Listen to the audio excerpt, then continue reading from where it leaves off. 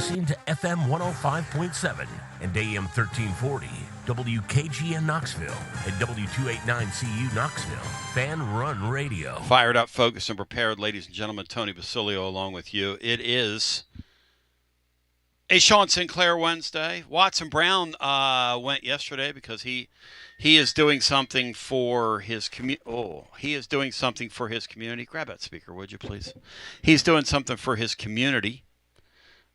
So he asked me if he could go yesterday, and I said, yes, Watson. I think we could work that out for you, my good buddy. I mean, you know, I could have said no to him, Sean. I could have said, hey, look, coach, what do you think this is, man? Well, exactly what do you think this is, Watson Brown? You know? I mean, with the NIL he's getting right now from the program, I think you'd have a pretty solid leg to stand on. Hell yeah. So Tennessee's trying to clean up the mess that happened over the weekend. Sean, were you impacted by that at all? Did you get caught in a line, or were you okay? I was okay getting in. Getting out was a nightmare. Yeah, they Well, I think the getting out, the problem was that there's usually a pattern of getting out where some people will leave early, then some people will do that. But it was such an abrupt end to the game. Yeah. And everybody just wanted to get out of there. I think that everybody just headed out at the same time. And it's just the concourses, the exits, the scissor ramps, they're just not built for that. So my getting out, I don't blame on Danny White. I didn't have any problems getting in, but I certainly heard a lot of people talking about that. And traffic, because of the large volume of people leaving at the same time, was some of the worst I've ever seen. But again, I don't think my experiences were because of Danny White or what they had planned. I think it was just the way the game ended.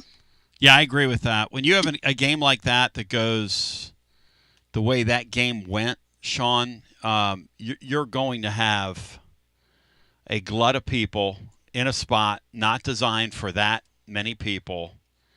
And unfortunately, it's going to be a complete and total wreck. But it is funny. It is funny. It is funny that, you know, when they win a game like that, a lot of people probably would have stayed around and sort of take it all in. That's right, Brian. Instead of all leaving at once. That's right. Now, the interesting thing about and Adam Sparks is going to join us here momentarily. The interesting thing about this deal is that UT's got to spin, and they got to spin. You know, you got to spin when you have spin. But they had I didn't realize how serious it was and how close they were to really getting somebody hurt. They are extremely fortunate, but they're playing the blame game over there, and we're going to talk about the real deal on crowd control today, because they've essentially decided to change tact, and I give Danny White a lot of credit. I mean, they're not going to own what happened, and that's okay, but they realize that what they did over the weekend, you see that the ETSU game was really no big deal because people trickle in. What you had for that Georgia game, Sean, is you had an absolutely perfect day for football. And so you had a ton of people that essentially came in right as kickoff was beginning, or like an hour before, you know, but they hung out and lingered because it was that kind of fall day. I mean, it was just, it was a beautiful day here Saturday. Those of you listening, you're not inside the area here. It was a postcard day here. And so you want to hang out with your friends, and you're going to tailgate, you know, wherever, up there in the by the communications building or wherever. And then, so a ton of people just basically bombarded the entrance to the stadium. We're going to bring Adam Sparks in to talk about this, but essentially I don't think, if I can use this term, I don't think they played the tape forward enough, and it caught them, and they are pretty fortunate somebody didn't get really hurt. And they realize that. I mean, I was told that Danny White, Monday into Tuesday, before they decided they were going to do the release to the press today, Monday into Tuesday, they had countless meetings trying to get to the bottom of what happened. Well, what happened was, and it's easy for me to say because I'm not in their business, but somebody should have realized, including the athletic director, somebody should have realized that, hey, we've made some changes here. How are they going to work? And it's kind of interesting. We'll unpack it with Adam Sparks coming up. But Cinco, in the meantime, we've got a very compelling football season. And, now that the dust has settled, we're left to wonder what the Georgia game meant. Are the Vols tracking for the playoffs? I saw Heather Dinich today. She has Tennessee number 10 in her playoff poll when I was eating my Wheaties today watching ESPN. And, we look like we have a pretty good little football team, Sean, if not a real good football team.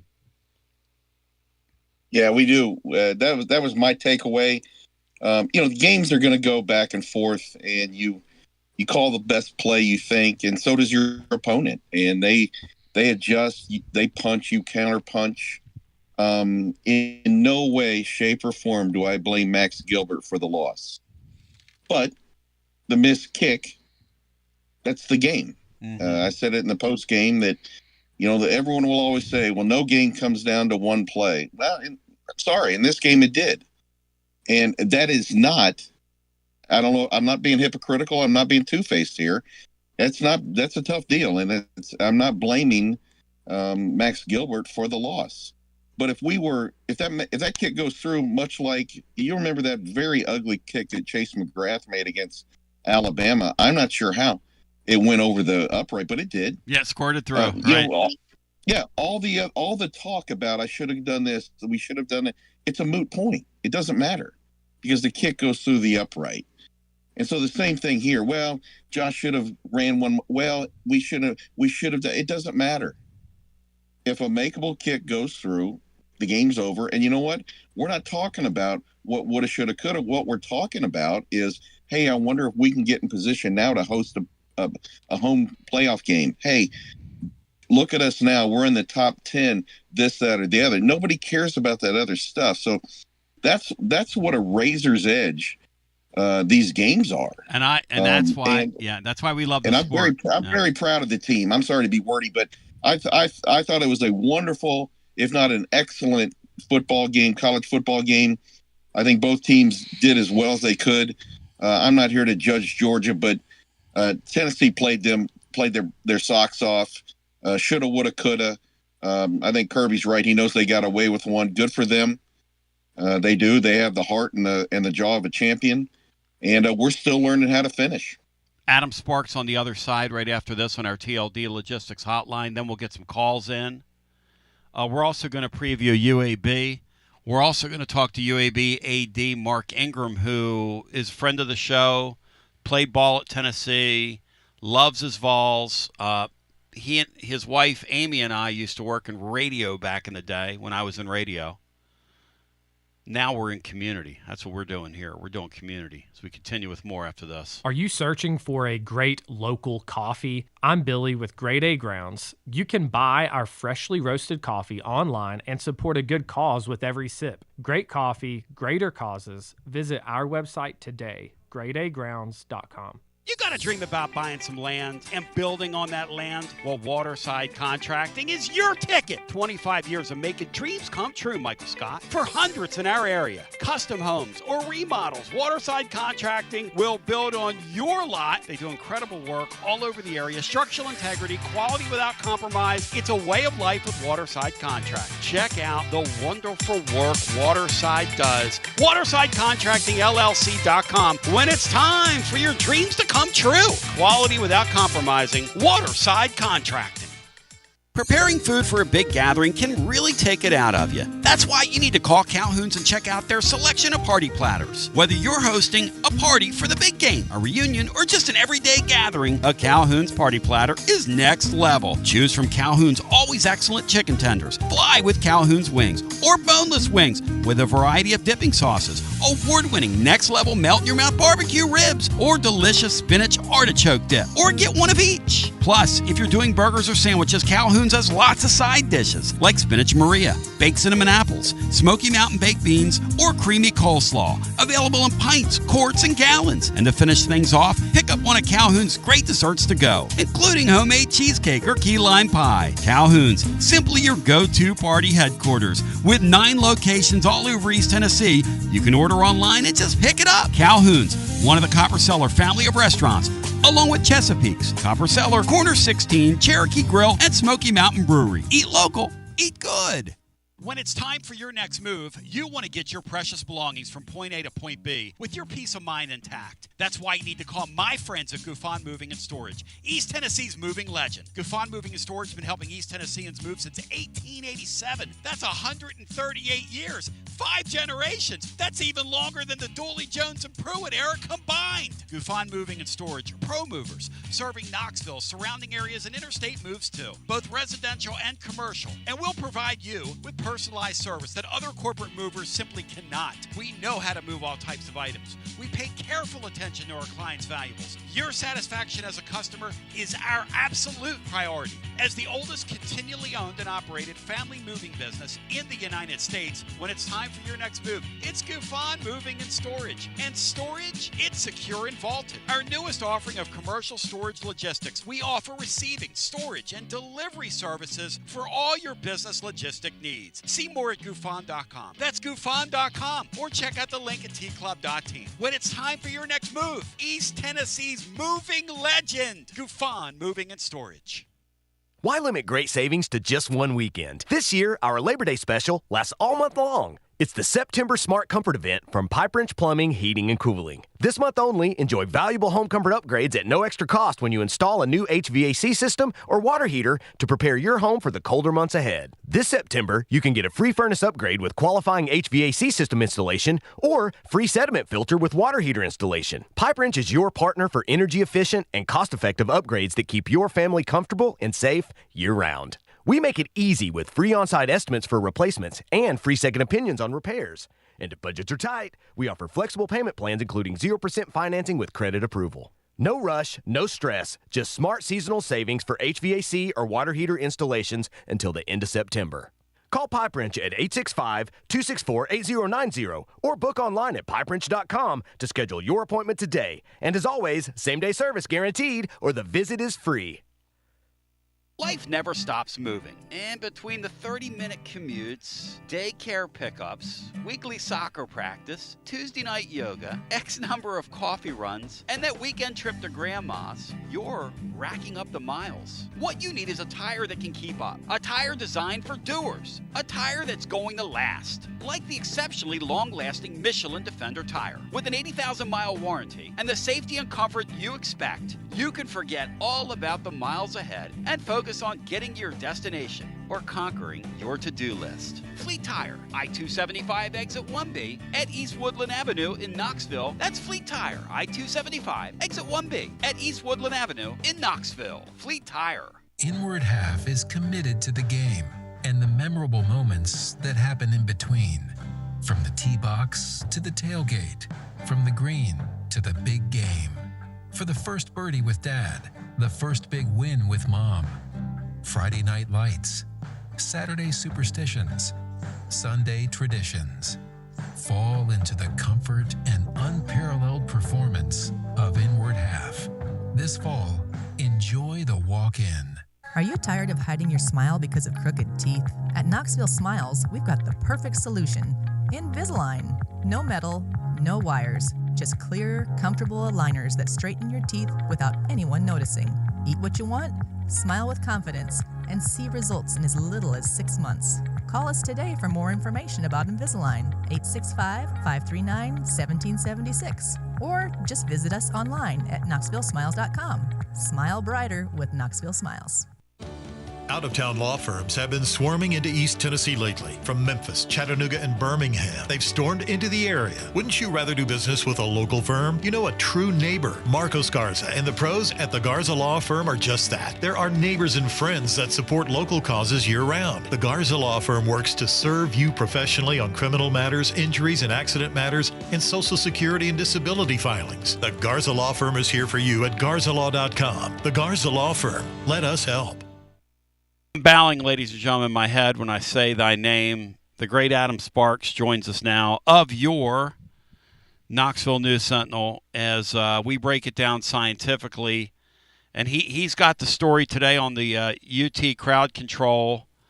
Hey, Adam, as I bring you in, and I appreciate you jumping on with us today, and you do an incredible job covering this football program. I don't think any of us thought that the crowd and that whole issue was ever going to be an issue because, in my memory, that's never been an issue. No, and there's new elements to it. You know, the one is they changed the band path of where the band marches and plays the salute to the hill and all that sort of pregame stuff. They changed that up, and so the band was playing and sort of in the way, I guess, about 50 minutes later than they would normally be. Of course, UT designs that, so it's not like the band chose to walk change the route. They were told to do that. The security checkpoints, which are kind of a thing at a lot of stadiums this year. Once you go on road trips this year, you'll start to see those at a lot of other places. The security checkpoints were, I don't know if they were too close or too far, but they had people backed up into them. So they were a hindrance. I had a number of people tell me that a lot of people were used to going in those west side gates, and a lot of those are premium now. And so people were going to the gates they usually go into, and were told, this isn't for you. You got to go around the corner, which clogged up gate 21, gate 20, those around the corner. On would that be the north side? And so they've changed it up a bunch. I mean, if you look at the story we had today in the release Tennessee has, they've got a number of things they've changed. They've changed the band path. They've changed the security checkpoints a little bit. They've moved them somewhat. But they've also got directions, which this is probably helpful, where if you look on there, wherever your seat is, there is directions or recommendations of which gate you should go into. And so you can look and say, hey, I'm in Y this or P that or X this, and it'll tell me to go into gate 20 or gate 9 or whatever. And you can go into any gate, but they've spread them out hoping that people will follow where the recommended gate is. And I still think this is going to be trial and error, though.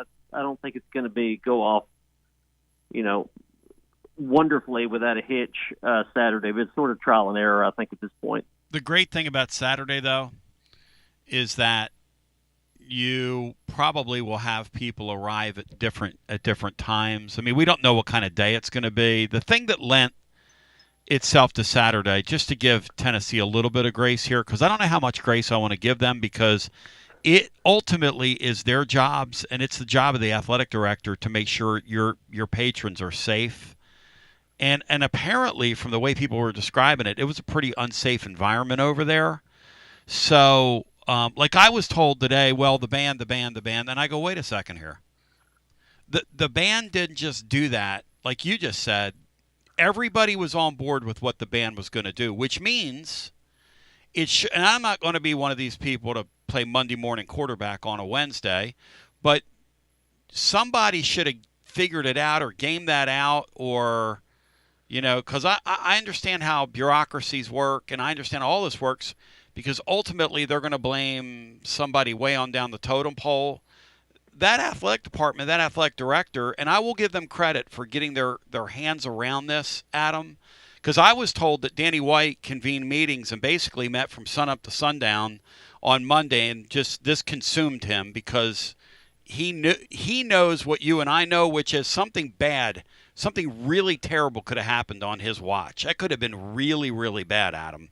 Yeah, well, I mean, he witnessed it on game day. I talked to him yesterday about it, and he said he witnessed it. He had a whole lot of complaints. He was going from the press box down to, I think, was going to field level, but I think he ended up looking out and seeing how clogged the gates were, and eventually went down there. And I think got quite an earful from people that were accustomed to being in their seats 30, 45 minutes before kickoff, and instead were outside, screaming, "Let me in," and 500 people in front of them and around them, and so it was a mess. There's no doubt about that. But the fact is, it was such a great, beautiful day that a lot of people sort of waited and then just convened because people gather. It's sort of what we do in the South: hang out, visit before these games, see your old friends. Good for the soul. Bob Seger, Hollywood Nights. Look, I just I hope they get it right. I don't know that we're going to know this week whether or not they've gotten it right, because it seems like in these directional sort of games, or these quote-unquote bye games, if you will, and this one's a little higher in status than the ETSU game, but it seems like your crowd sort of trickles at those games versus what you have for a Georgia. Yeah, because some people are going to be like, there's no stress to this UAB game, so get there early and mill around. Others are going to be like, well, you can show up right before kickoff. And so it's not going to be, some will come to Vol Walk, others will say, this is a Vol Walk I'm going to skip because it's not a big game. So I think it'll be easier to sort of get things going in the right direction in this one. But I still think there's some trial and error to it, as long as you have new things like the security checkpoints and some of the gates being different than they used to be. I think they took for granted that people don't do a ton of homework before they go to a game like that, especially if you've had season tickets for decades. They did put out some things earlier. I mean, they put out a video showing the widened South Concourse. It's a much wider, it's a bigger gate, on the student side.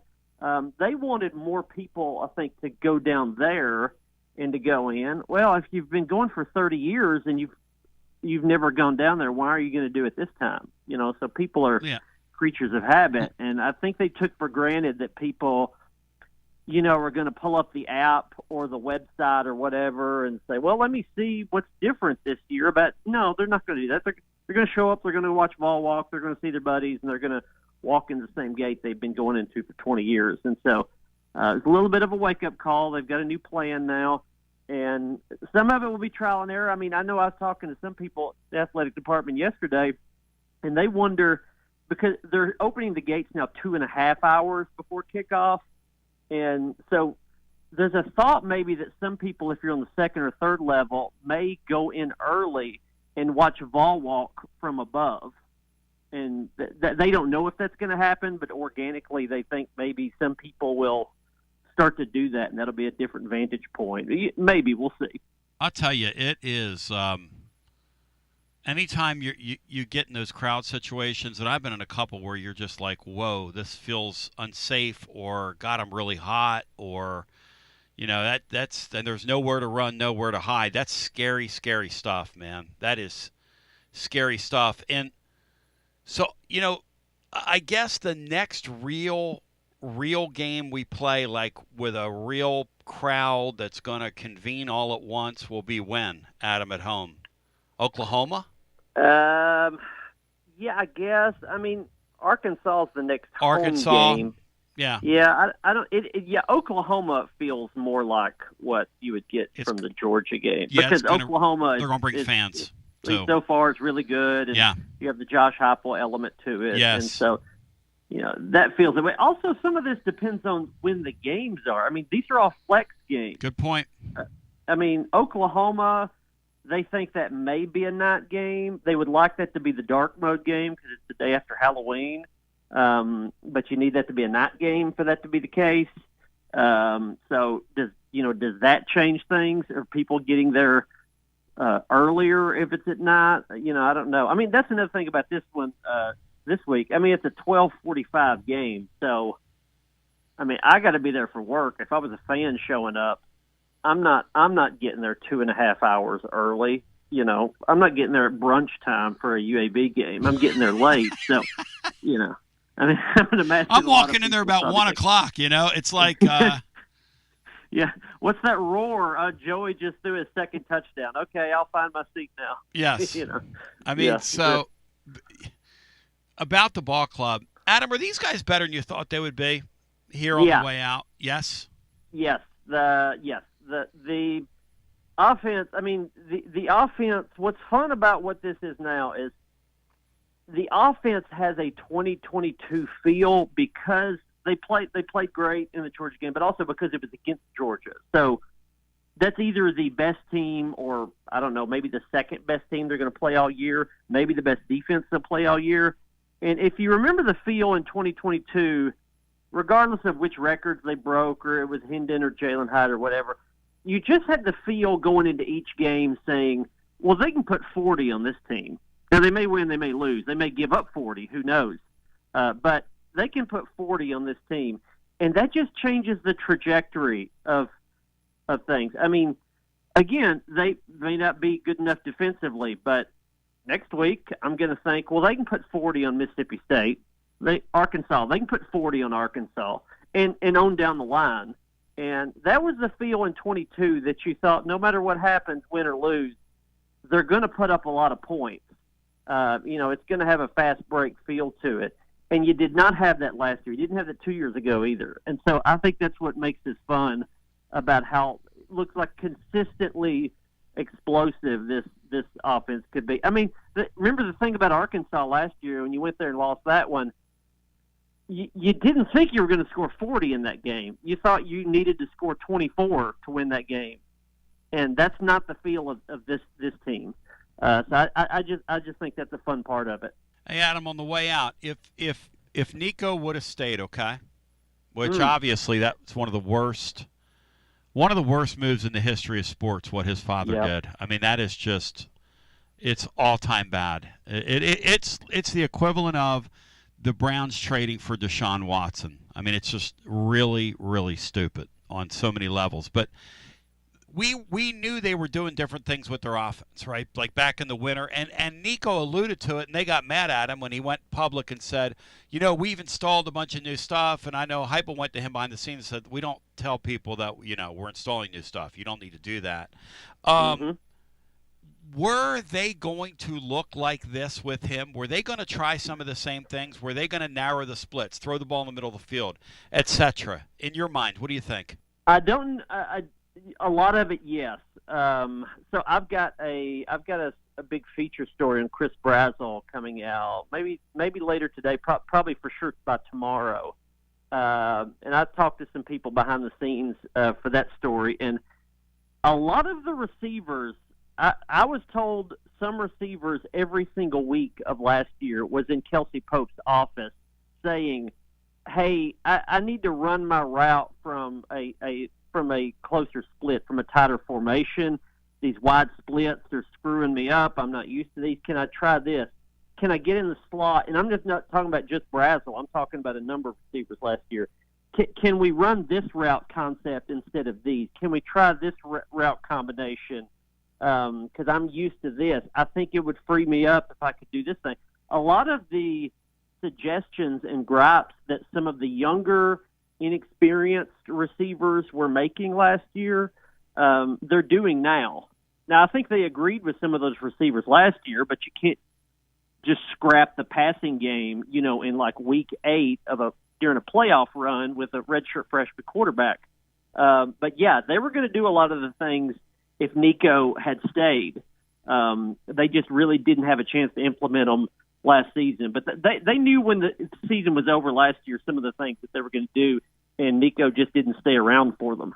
Was it going to look like this, Adam? Would he have walked in Joey's shoes? It would have been somewhere between what last year was and what this year was in terms of production. I think Nico would have been better, but you can't force his eyes to go to the center of the field. You can't. Nico was not going to process in this way. Nico was not going to run the RPO stuff where it's a quick throw over the middle. It would have looked more robotic than what this is. It would have probably been a little better, but it would have been robotic because I think that's just some of the issues they had with Nico that they don't have with Joey. I never dreamed in a million years. And look, we ironically named him Joey Football in the summer. I'm having fun with it, I mean, what are any of us going to do? But never dreamed in a million years he could look that way against Georgia. I mean, he has Heisman odds. I mean, yeah. Right now Joey Aguilar has legit Heisman odds. He deserves them. He deserves it. And imagine if they would have won. Imagine if that kick would have gone through. Imagine where he'd be in the Heisman conversation right now. Yeah, and I mean, somebody was asking me last night, can you believe Joey's already got Heisman odds? No. It's the quarterback of Josh Heupel's offense will be in the Heisman race if they have the kind of offense like they did in 21 and 22. No doubt. Remember, we thought Joe Milton would be in the Heisman race because we said, well, he's just going to have a ton of stats, whether he deserves it or not. He's going to have big numbers. Well, Joey's looked like he's going to have big numbers, and so they're the highest scoring team in the SEC right now. The quarterback of the highest scoring team in the SEC is going to be in the Heisman race. That's just how it is. Adam, you're the man. By the way, when we see Tennessee on the road for the first time in the SEC, do they get the two defensive linemen back or one of the two? Where are you? I think probably one of two. I would sit out Moy this week and play him. Jackson Moy, I'd play him next week. Hobbs, maybe. I had heard Mississippi State was the target, but I'm not sure if he's going to make it or not. I would say one out of two probably, but better chance of getting both than neither next week. And McCoy by November, yes or no? Oh, if they're in the playoff hunt, I think in October. That's just a wild guess, but I think October is the hope, as long as they don't trip up between now and then. Adam, you happen to be the man. If folks want to read your work, reach out to you, get your text letter that you send out, how do they do all that, my man? Yeah, in print, the News Sentinel, online, knoxnews.com, and on X at Adam Sparks. Adam, you're the man. Thank you, brother. All right. Have a good one. Thank you. I give Tennessee credit for trying to get their hands around that deal. It's just weird that, the band's taking a different route, and it's you got to get a feel for that stuff. When people aren't going in the same gate they're used to going in for years and years and years, and you're cramming all these people into one or two or three gates now when they used to have more than that. Yep. Of course you're going to have issues. It seemed like that could have been better thought out. Sure. And the other thing is that Adam said that's really true that nobody wants to own is we've walled off a bunch of people from gates they used to walk in because we call them premium gates now because because you're wanting to sell more money to someone to walk through a better gate. We're giving the rich and famous. So the greed is kind of costing you. Sure. Which could be dangerous. That's right. Greed is dangerous. No question. And that's the reality of this. You can blame the band all you want. If you had all the gates functioning that you used to have functioning, you ain't blaming the band today because we don't see any of that. But that's where we are in college sports. Sean, in your humble opinion, if Joey Football, if they had the same quarterback as they had last year, would they be running this offense right now? Or did they amend it because they saw this kid could process it? Where are you on that? Oh, I don't think they had an overhaul because of Joey Aguilar. I would imagine a lot of this change has been in the works even when Nico was there in the spring. However, I have seen nothing from Nico that would suggest he could run tempo. He couldn't do it last year. I don't see how he would be able to. I said in the second game the first two games, I did not see the quarterback look over to the sideline for any help at all. Yep. I only saw it twice this past game against Georgia, arguably against the best defensive talent you'll see all year, one of the best defensive coordinators, and they ran tempo until they didn't want to. So I agree. I think Aguilar's having a heck of a year, but I think, and you've said this through the years, show me a quarterback that is competent, that isn't up for Heisman consideration in a Josh Heupel offense. And I think that's an indictment on Nico. It's a extremely quarterback friendly offense. Kelsey Pope had a great quote that he gave to the media yesterday. He said, listen, he said, we knew as a staff that our offense was in trouble. We sat down in a room after the playoff, and we had everybody in there had a heart-to-heart, and we aired it out. And they implemented suggestions that his wide receivers gave him, which I think is, hey, that's coaching. I'm going to listen to you. I'm going to listen to you. And they've added some new wrinkles. And Watts and Brown caught it right from the very beginning. Hey, we're not using half the field. We're using the whole field now. And this kid is navigating it. I mean, when you go out there and you do that against a team like Georgia, who, by the way, Sean, I don't know that Georgia's an elite version of themselves like they were, a few years back. It looks like it's a tweener year for them defensively, but that's still really impressive what Tennessee did. I mean, and that is beyond impressive. That was insane Saturday, the way Tennessee executed against them. Yeah, I listened to you and the great Mac Dixon talk earlier in the week about whether Georgia was a leader or not. I think you have to take relativity here. Is Georgia the same that they were a few years ago?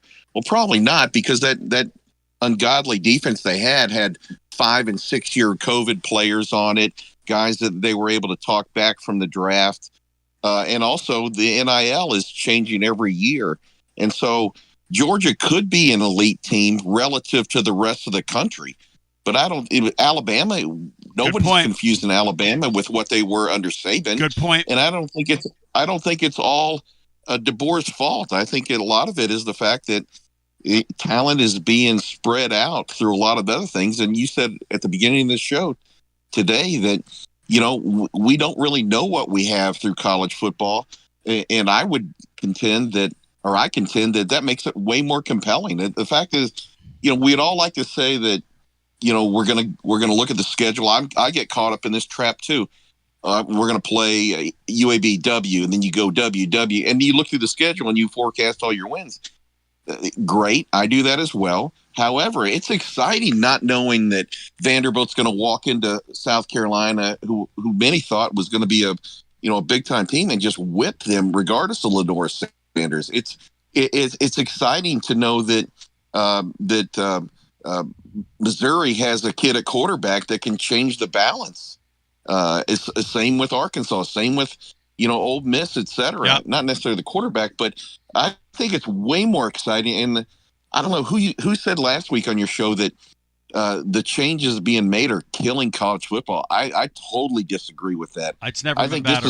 I think this is the most exciting, compelling time in college football. And all you got to look at is the up and down 3-year run of Florida State. Well, and that's true. And people don't want to hear this. But the other thing you have to look at is, people don't want to hear this, okay? But the other thing to look at is the television ratings. That Tennessee game the other day drew 16 million people. Do you know what signature games 4 years ago in college football were? Any game that drew over 4 million. They're quadrupling their numbers now because of the portal era. And let me tell you what I think it is. I think it's the NFL effect. And the NFL effect is they have a semi-compelling product. That's what I maintain about the NFL. It's totally overrated, okay? But they have a semi-compelling product that is top of the mind 24/7, 365. Because they have the camp in the spring, and they have the draft, and they have this, and they have the free agency. And hey, very, very, very smart. This thing with college football, with this free movement of players, has made the game more compelling. And I got a little exercise for you. Anybody that's hearing the sound of my voice, no matter when you're hearing it, get your phone out, look at the quarterbacks in the league right now, and try to rank them 1 to 16. I did it last night with the help of my man C. And here's the criteria. what you've seen on the field so far in 2025. That's a criteria. Don't give me, I don't care about your star rating. I am not here, and I am not interested in your damn star rating and how many endorsement deals you have. Okay? I'm not interested in that. So you give me what we've seen on the field so far in 2025, and if you want to use track record, go back to last season, and then you rank these guys. Let me tell you something. It's really hard to do. It's really hard to do. Because from 1 to 10, you could make a case that 10 belongs at 1 and 1 belongs at 10. And it is, in this league right now, you're getting really good quarterback play from a bunch of unusual suspects. And Sean, may I say, was Arch Manning in Nico's class, Sean? He was, wasn't he? Yes, he was. That is officially, if you take that Moore kid away from Oregon, it is becoming official. That might be the worst quarterback class of all time. All time. Okay? That was unfortunate for us. We went and fished in a pond where all the fish were diseased. I'm sorry. I didn't do it. It's crazy, Sean. And when you look at the quarterbacks in the league right now and you say to yourself, okay, I mean, how do we make sense of this? How do you make sense of it? And that's what's great about this sport right now. You can't make sense of it. You cannot make sense of it. Somebody tell me this isn't a great sport, because you are stone cold lying if you tell me this isn't a great sport right now, Sean. It's a great sport. Let me go to the phones. It's a great sport. A great sport. And it's been enhanced. The portal and the freedom of player movement has enhanced the game, Sean, hasn't it? It really has. It has. I do think they're the one transfer window can put a little guardrail up. I'm not for restricting movement, but I think there might need to be some lanes there of travel. Yep. That's going to help, because if a kid's going to go, they're going to go. I want to go in December, but I'm just going to wait around and see how the spring goes. That rarely works out. So it sounds good on paper right now. We'll have to see, but I think that's a good start. But I agree. All these changes, I don't have a comment. I'm not a millionaire, billionaire, whatever. Yes. So I don't really have a say in how people spend their money on kids. So that doesn't matter much to me. But this spreading out of talent with the portal and the NIL sure is making games. I mean, I'm no fan of Clemson, but Clemson with 2 losses already, and Notre Dame with 2 losses, and they're scrambling.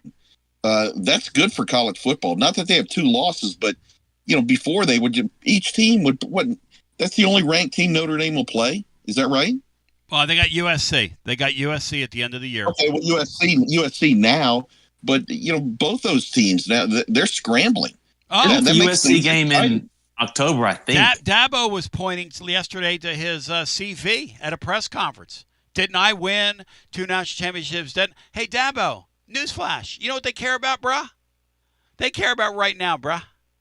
He goes, you can fire me, go get somebody. I'm 55 years old. I'm going to stay and go. I'm 55 years old. I'm going to stay and go. Let's go to the phones. Hello and welcome in. You're on our Wednesday edition. Steve Irvine coming up from the Birmingham Banner. Bow thy head. Hello, welcome in. You're on the air. Hey, Tony, it's VFL Swag. What's up? First off, what's up, brother? I want to apologize to you, Miss Basilio, Bino, and just everybody. I was going through lyrics in my head, and I did the sneak peek. I meant to stop, and that's my fault. I was in the moment. It's Dog Hate Week, so I just wanted to apologize. With that being said, for what I have heard from some of the staff parking people on the campus or whatever. Tell me what you saw, Andy. Well, I'll tell you what I heard. Okay. So it started by what happened in Louisiana. Hang right there. Hang right there. I want you to stay right there. I want you to get that in. Please stay there. Steve Irvine, you of the Birmingham Banner. Welcome in, brother. I've just been told you're on the line. Welcome to our Tony Basilio show on the TLD Logistics Hotline. My good friend, here it comes, brother. Tennessee and UAB Saturday in Neyland Stadium. I appreciate y'all having me on. How things going today? Brother, it's a great day to be alive. Tell me about this UAB bunch and the fact that they can put some points on the board. They can. They played well offensively for 8 of the 12 quarters, though. They're struggling in the second half the last 2 weeks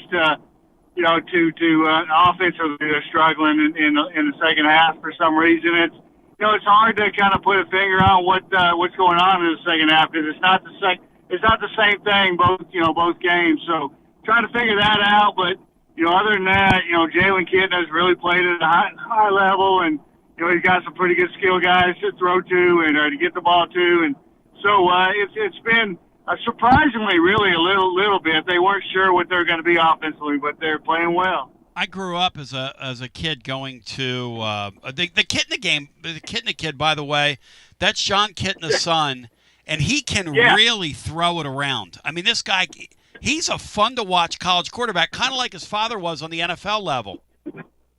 Right, absolutely, yeah. What's funny is even last year, he played 8 games last year, and it was his first time he had really played college football, anything seriously at least, and he made a lot of mistakes. He was made some bad decisions and different things. But every game, you would have 4 or 5 balls that he threw that you would just go like, oh my goodness, not many people make that throw, like that. I mean, and so now we're seeing he's more consistent. He's not making the mistakes for the most part. He still made a few, excuse me, but watching him throw the football is definitely a fun thing.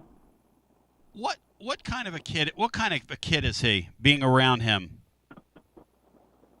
He's a good kid. I mean, he had his issues, and they weren't, from what I understand, they weren't what was reported, what was believed, not reported, what was believed.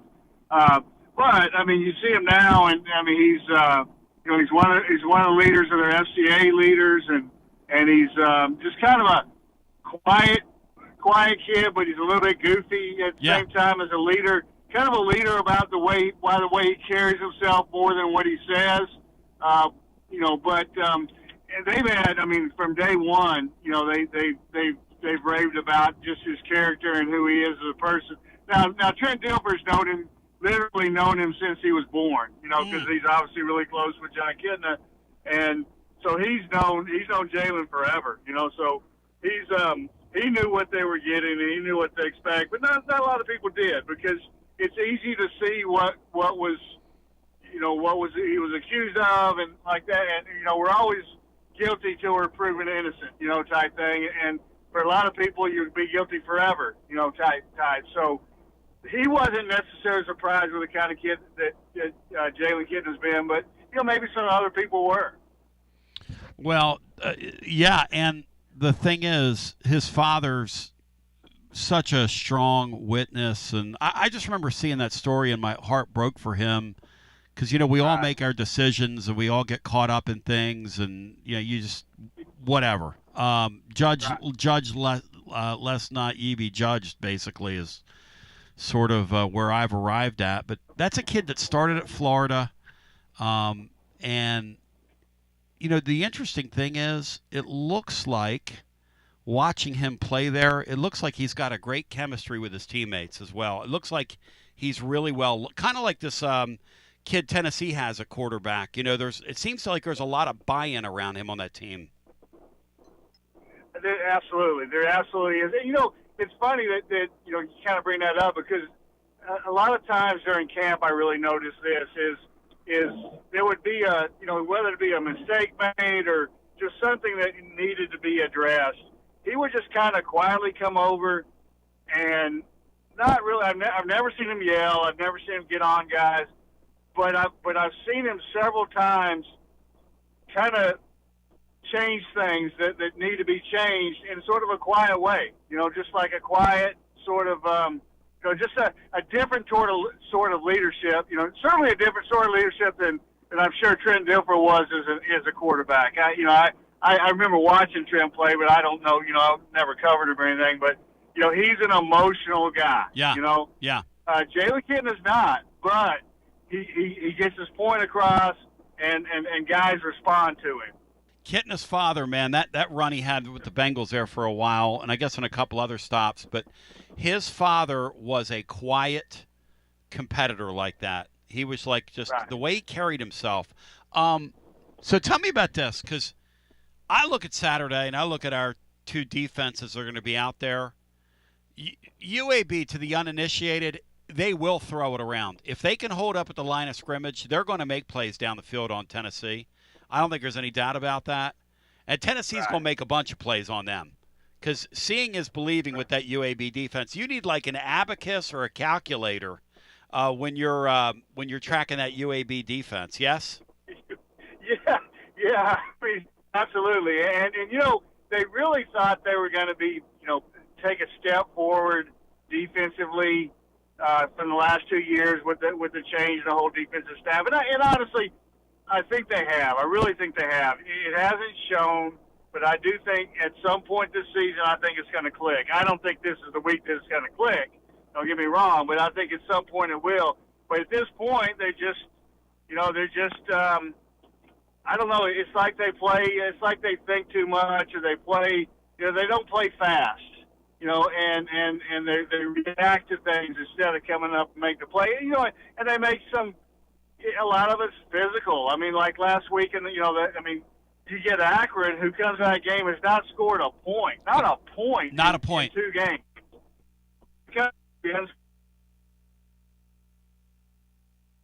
Steve Irvine, you're skipping around on me. Are you there? Goes in and score on them, and what it was they called a blitz. The corner was supposed to have, and they had no safety help. Corner was supposed to have inside leverage to take away, the post. He didn't get there. He got, his eyes got lost or whatever it was. Didn't get there, and it's 75-yard touchdown. There's been a lot of that kind of stuff where, talking to the coaches and kind of looking back at the play, it wasn't a bad defensive call. I mean, it was an okay call.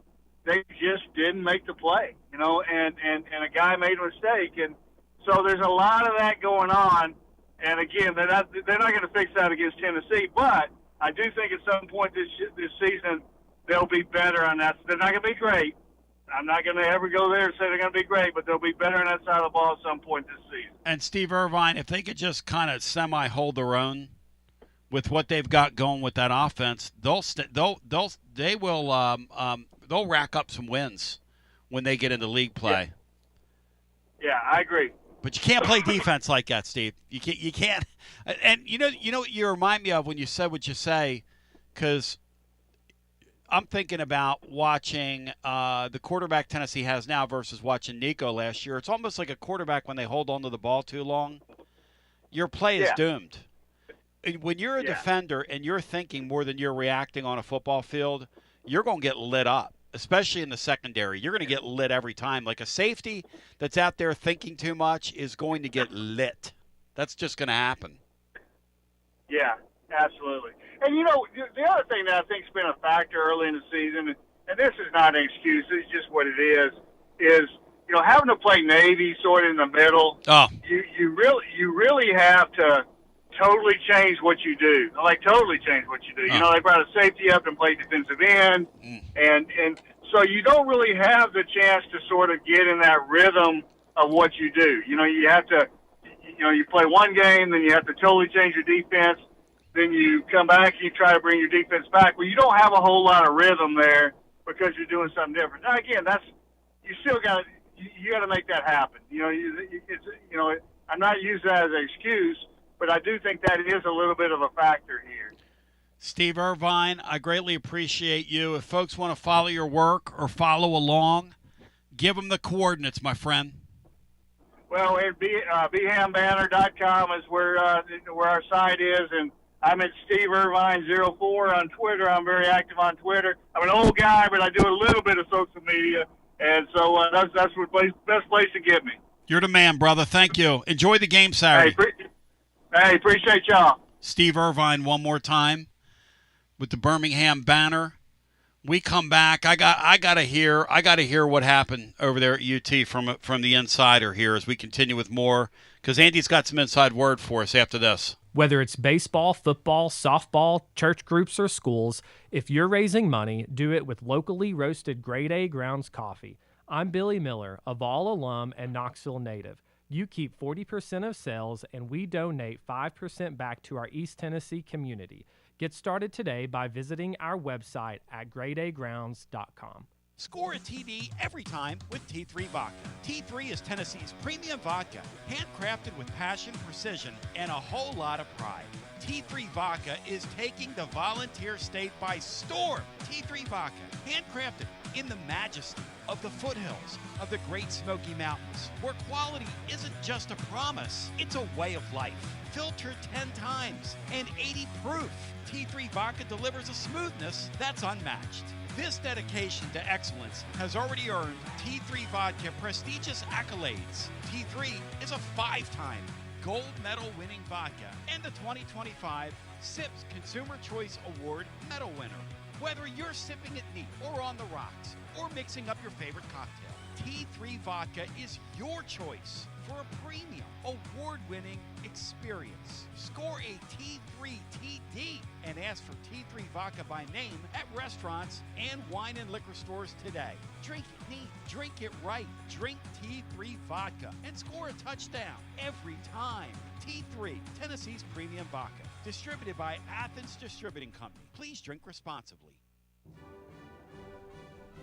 Basilio here. No one does it like Alumni Hall. I'm here to tell you, living Vol fan, only one place. That's the best place to shop for Tennessee gear, and that's Alumni Hall. The best and largest selection of Tennessee apparel for the whole family. Top brands like Nike and Champion, Columbia, Peter Millar. Load up on hats, accessories, Yeti, all your tailgating necessities. Download the Alumni Hall app, click account, and it'll tell you how much Hall cash you've earned. You earn $10 in rewards for every $150 you spend. Alumni Hall, with physical locations in Murfreesboro, Bristol, and 3 locations in Knoxville, now open in Johnson City. Pop into Alumni Hall and get ready and tell them Tony B sent you. Hi, I'm Jim Simpson, owner of Simpson Meats. When's the last time you grilled a really good burger or steak? One your friends still talk about. Our goal at Simpson Meats is to make that happen every time you have a cookout. All of our cuts of meats, steaks, burgers, briskets, and pork are always fresh, flavorful, and sustainably sourced. We are family owned, so we know the importance of knowing how and where your food is raised. We have been putting quality first since 1888. Visit our butcher shop off Lovell Road or online at simpsonmeats.com. Okay, so we really need uniforms and equipment for this season. Can I trust you with that? Cool, I'll just order them online. What? Yeah, I'm gonna hop online and I'm gonna get them ordered. Hold up, that's not a good idea. We shouldn't just spend money on some random online retailer, okay? I mean, it seems pretty convenient. Trust me, it's a terrible idea. Let me simplify this for you. SM Athletics. Okay, how do you pronounce it? SM Athletics? They're the go-to for uniforms and equipment, whether it's for universities, high schools, youth leagues, you name it. So why wouldn't you rather go with professionals who can guide us through the process, design the perfect uniforms, and deliver the best equipment? Yeah, I guess that makes sense. What's the name again? SM Athletics. Right. It's definitely smarter to go with a company that emphasizes customer service, fair pricing, and, of course, excellent products. Exactly. So, yeah, I guess it's settled then. For uniforms and equipment for all sports, it's SM Athletics. Yeah, it's another day, but what kind of day is it really? A day of doom scrolling? Laundry day? Nah, it's a White Claw day. Light and refreshing tasting, uniquely cold way filtered. There's an iconic flavor for everyone. So grab a pack, grab your friends. Make the most of each day with those who matter most. When you're together with White Claw, every day is a once-in-a-lifetime experience. You just gotta grab it. White Claw. Grab life by the claw. Please drink responsibly. Hard seltzer with flavors. White Claw Seltzer Works, Chicago, Illinois. Got a problem tree looming over your home? Call ECR Total Landscapes. Whether it's trimming, removal, or storm cleanup, our certified pros get the job done safely and efficiently. We're licensed, insured, and ready 24/7 for emergency calls. Big or small, we cut them all. ECR Total Landscapes. Call now for a free estimate, 865-384-2012, and mention promo code FANRUN for free stump grinding on any tree removal now through the end of the year. Also, visit us at ecrtotallandscapes.com. Basilio here for Budget Transmissions. TGMD, the great Matt Dixon, took his Ford Escape to budget, and like our Gold Bullet back in the day, it was a total mess. And now, Matt's back in the game. He's got a new transmission, axle, wheel bearing, both radiator hoses, engine mounts, coolant hoses. I mean, his Ford Escape was about to escape to the junkyard, but he didn't begrudge it. He took it to budget, and now he's on his way back to Omaha. Budget Transmissions, over 30 years in business, conveniently located in Bearden. All extended service contracts are honored. A gold certified Repair Pal member. 865-584-4391. 865-584-4391. Budget Transmissions. Don't begrudge it. Take it to budget. Hey there, Basilio family. Jennifer Morse here with Keller Williams Realty. The countdown to fall football is on. Is your fall plan missing the perfect home to watch the Vols make another playoff run? If a new view is on your game day checklist, I'm ready to help you find it. Don't wait until kickoff. Give me a call today at 865-694-5904 or visit my website at nextmovesmokymountains.com. That's nextmovesmokymountains.com, and go Vols. Josh Collins at Collins Insurance Agency. At Collins Insurance, we strive to ensure our customers receive better coverage along with bigger savings. Our community is important to us. We want to provide exceptional service to our customers. Anybody can provide great rates, great coverage, but can you also get great service? And hey, don't just take my word for it. What's up, everybody? Zakai Ziegler here. My family turns to Collins Insurance Agency for the best service, coverage, and price. So don't just go online and get some random insurance. Experience the Collins Insurance difference. Like he said, experience the Collins Insurance difference. CollinsInsuranceTN.com. CollinsInsuranceTN.com. And hey, their Mama ZZ approved. CollinsInsuranceTN.com. Thank you to Josh Collins and ZZ. One more thing, Tony. Go Vols. T to the B. You're listening to FM 105.7 and AM 1340, WKGN Knoxville, and W289CU Knoxville. Fan Run Radio. False start on me. Throw a flag on Tony B. I about talked over a legal ID there. And that will get your hand slapped. And I don't want my hand slapped because the boss is here. Mark Ingram, he's the AD at UAB, former Vol great. I worked with his lovely wife, Amy, in radio back in the day, and I was telling Mark, I said, I'm so glad I'm out of radio now. And he goes, Tony, you're in radio. And I go, no, I'm actually not. Back then, man, we had like the 4 stations in one building. Everybody's fighting against each other and competing with each other. And I'm sure you heard all the horror stories back in the day. As I welcome Mark in. Hey, Mark, my best to you. I hope your family's doing well. And as you know, always very proud of you, my man. Always very proud of you. I appreciate it. Thanks for having me, Tony. I appreciate it. It's great to hear your voice. Talk to me about how the sand has shifted on you guys. And at your level, man, this NIL thing has got to be, it's a headache here, there, and everywhere. I cannot imagine what it's like at your level when coach finds a player and then all of a sudden, here come the vultures. Yeah, and we have a lot of that. We have a lot of kids on our team who we might have been their only offer or one of their only offers. There's a lot of players out there. There's a lot of talent. And while the pundits will rank their top 100 or 300 or whatever, that all may be accurate, but the difference between 300 and then 301 is, negligible. And so eventually, there's talent available, and you can just be assured that now it's not just paying players. It's the fact that they can transfer in an unlimited manner and play immediately without any, I don't want to say penalty, but no set, residency. And so theoretically, a football player could well, now the new transfer portal may change this, but theoretically, as the rule stands today, you could be at 10 different schools in 5 years. Sad. 10 different schools. Sad. You could change every semester. And so we're going to lose our top 10 to 15 players every year. And so you find a guy that nobody wanted, you develop him over a year or so, they become a starter and a good player, and our top 10 to 12 players from last year's team are at Georgia, Florida State, Arkansas, Indiana. I could go down the list, and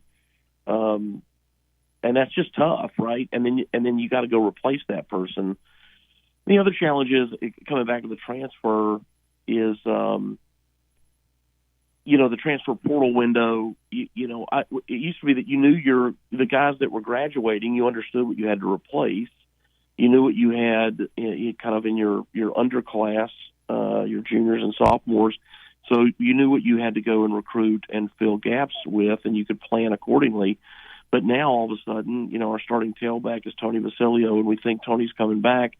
And then the last day of the portal, Tony gets in. And we weren't recruiting a tailback because we didn't need one. And now school starts tomorrow. In the spring semester, school starts tomorrow, and I don't have a tailback, and I got to get a tailback. There's just things like that make the process for everybody, not just us, difficult. And where it really cascades to us is that we don't receive the funding from the college football playoff that the Power 4 schools are receiving. And so the fact that you now can take those dollars, if they were not already allocated to call it a stadium project or something, you have those funds to allocate to player compensation, and we don't get that. And so we'll lose somebody over like a $50,000 inducement to leave our school to go somewhere else, and or maybe we offer them 50 and somebody else offers them 75 or 100, and they're gone. And they'll do it saying, "Hey, I'm not gonna play in the NFL, and I know that. I know enough to know who I am. So this is my opportunity to get some money out of it," and they'll just leave. And so I just kind of wonder, these guys that are at 3-4 schools, and young ladies, which is also kind of new. Young women didn't used to transfer the way that they will now. When they're 30 or 40 years old and somebody says, "Hey, Tony, where'd you go to school?" What is their answer to that? I don't know. But I mean, there's a lot of problems with the way we do things right now. That's for sure. Well, when you come back here, right? This is your community. I mean, yeah, you're UAB's AD. Your roots, you guys, you lived here for a while after you played. You have a fondness for this community. You have lifelong friends that you made, that you know. These kids aren't getting any of that. And I know this is easy for me to say, but there are a lot of things in life. A wise man once said, not everything that counts can be counted. And I don't know that these kids slow down enough because they're being pushed by agents. They're being pushed by families who are relying on them for income, which is kind of another sidebar here. And I'm not judging anybody here. But the disservice is being done to the kid. And what I think about when you were talking, last year Tennessee got word that, and they didn't know the extent of it, okay? But they got word that Nico was kind of like looking around in December, and it caught them completely off guard. I mean, it caught them because they did right by him. And so the point is, even, Mark, when you do right by somebody, even when you do right by them, they can still turn around and bite the hand that feeds them. And we've set, we have got to figure something out here. It's very strange. Let me ask you this. Why do you think in this portal era, the free movement era, why are the TV ratings exploding? Because there's got to be. Well, I think. What's going on here? College football is popular. And I think that, to me, Tony, the whole issue around the term name, image, and likeness, college players don't have any real value in terms of their name, their image, and their likeness. That doesn't mean they're not good players. but you can't put their face on a billboard and the common person drive by and go, oh, look, there's so-and-so, and they're, endorsing this car dealership. You can't do that. Now, in that discussion, the people who disagree with me will always point to the Heisman Trophy winner. They will always point to the starting quarterback at a winning program. I'm not saying that no one has any, okay? But it is an incredibly small number of people that have any real name, image, and likeness value. And that value is minuscule. And so that's the issue. And what you just said, the audiences are there and the crowds are there. And why is it? It's because the value is in the brand of the institution. And I think there's a big difference between college and pro. If you look at examples like in pro sports, let's take Tom Brady and Bill Belichick. Do you agree or disagree that Bill Belichick is one of the best football coaches in the history of the game? That's hands down. And do you know anybody that would really say that he isn't? I've got a knucklehead son that argues with me, and he calls Tom But Brady. you see what I'm saying? And he calls Brady a system quarterback, by the way, which I think is kind of. Well, that's okay, but what I'm saying is like any football coach and probably any coach of any sport would agree that Bill Belichick, and I'm not saying he is the best, I'm saying that he is in the conversation of being one of the greatest coaches of all time. No doubt. And Tom Brady, also one of the greatest quarterbacks of all time. And their success speaks for itself. But when Brady left the Patriots, what happened to the Patriots? You're right. And what happened to Bill Belichick? He got fired. You're right. Well, the greatest coach of all time gets fired. Okay, so Brady goes to the Buccaneers, who were not good. What happens to the Buccaneers? They win. Super Bowl. Right. And so the point is, LeBron James is with the Cleveland Cavaliers, and their interest and fan following is off the charts. And I'm not saying that they don't have any interest, but when LeBron left and goes to the Heat, and then when he left again and went back to over to the Lakers, it changed dramatically, as did their success. Okay, but now go down the list of pick any school you want. So you're in Knoxville. You could name the players better than me. But let's just talk quarterbacks and start with Andy Kelly, and then you go Heath Schuler, and then you go Peyton Manning, and then you go T. Martin, and then who was after that? Maybe Casey Clausen. Yeah, yep. I'm gonna get the order, but start going down the list. Okay, but the Tennessee fans, where were they? They were right there the whole time. They didn't leave because Manning left. That's such a great point. Because, right? It's a great point. They love their school. They're proud of their state. It's just a different feel. And I also think that the talent, when people go, you got to pay the talent. And I agree with that. And the difference to me is, and I'll get roasted for this one, the talent is the coach. I believe that in the college game, in addition to the brand of the school, that the coach, people, if they believe in the coach, and what they believe is that the coach will go identify, recruit, sign, train, and coach the next great one. They have trust in the coach, and the coach is the talent. And that's what I believe. And the difference is in the pros, it's not the talent is absolutely on the field. And by that point in the game, those players who have gone through, great college coaching and learning, they've learned how to watch film. They've learned how to study. They've learned what to look for. They've learned how to train. They're basically ready to go. And not that they can't continue to learn, because obviously they can, but they know a lot when they get to that level. And so, I just think it's how you define that. And so, there's an AD in the Southeastern Conference that I was talking to not quite a year ago about the house settlement and asking them about things they were going to do creatively to fund that. And remember, it's revenue sharing, not profit sharing, right? And because very few of us have any profit, and if we didn't have our institutions, most of us would have none. And so I just said, hey, what do you think? And somehow we get into this discussion about NIL, name, image, likeness, and he starts telling me about a defensive tackle. I don't want to call people out here, but he makes reference to a defensive tackle that he's friends with that had been at his school. And he says, yeah, I keep up with this guy. And he says, do you know who I'm talking about? I was like, well, I mean, I know of the guy. And he told me the professional team he played with. He goes, hey, look, he just signed an $80 million contract, 4 years, $80 million, because the team knows how valuable he is. And he says he's a 4-time All-Pro. And I was like, wow. And he said, what do you think his true NIL value? Because pro sports now, there's an algorithm on what your value is, period. Like a Q rating, goes, right? You're talking about a Q rating for like what you would get commercially is what you're talking about. Yeah. Yeah. Well, your commercial value, like it's very understood. And this AD, he says, so that guy he's about to make $80 million, sign this new contract because he's a beast of a player. Where's his value in the town, the city where his team is? I'm like, I don't know. He says 0. That's exactly right. You know, I was like, the what? NFL's a 0? transient He goes, sport. 0. It makes sense, Mark, because the NFL's a transient sport.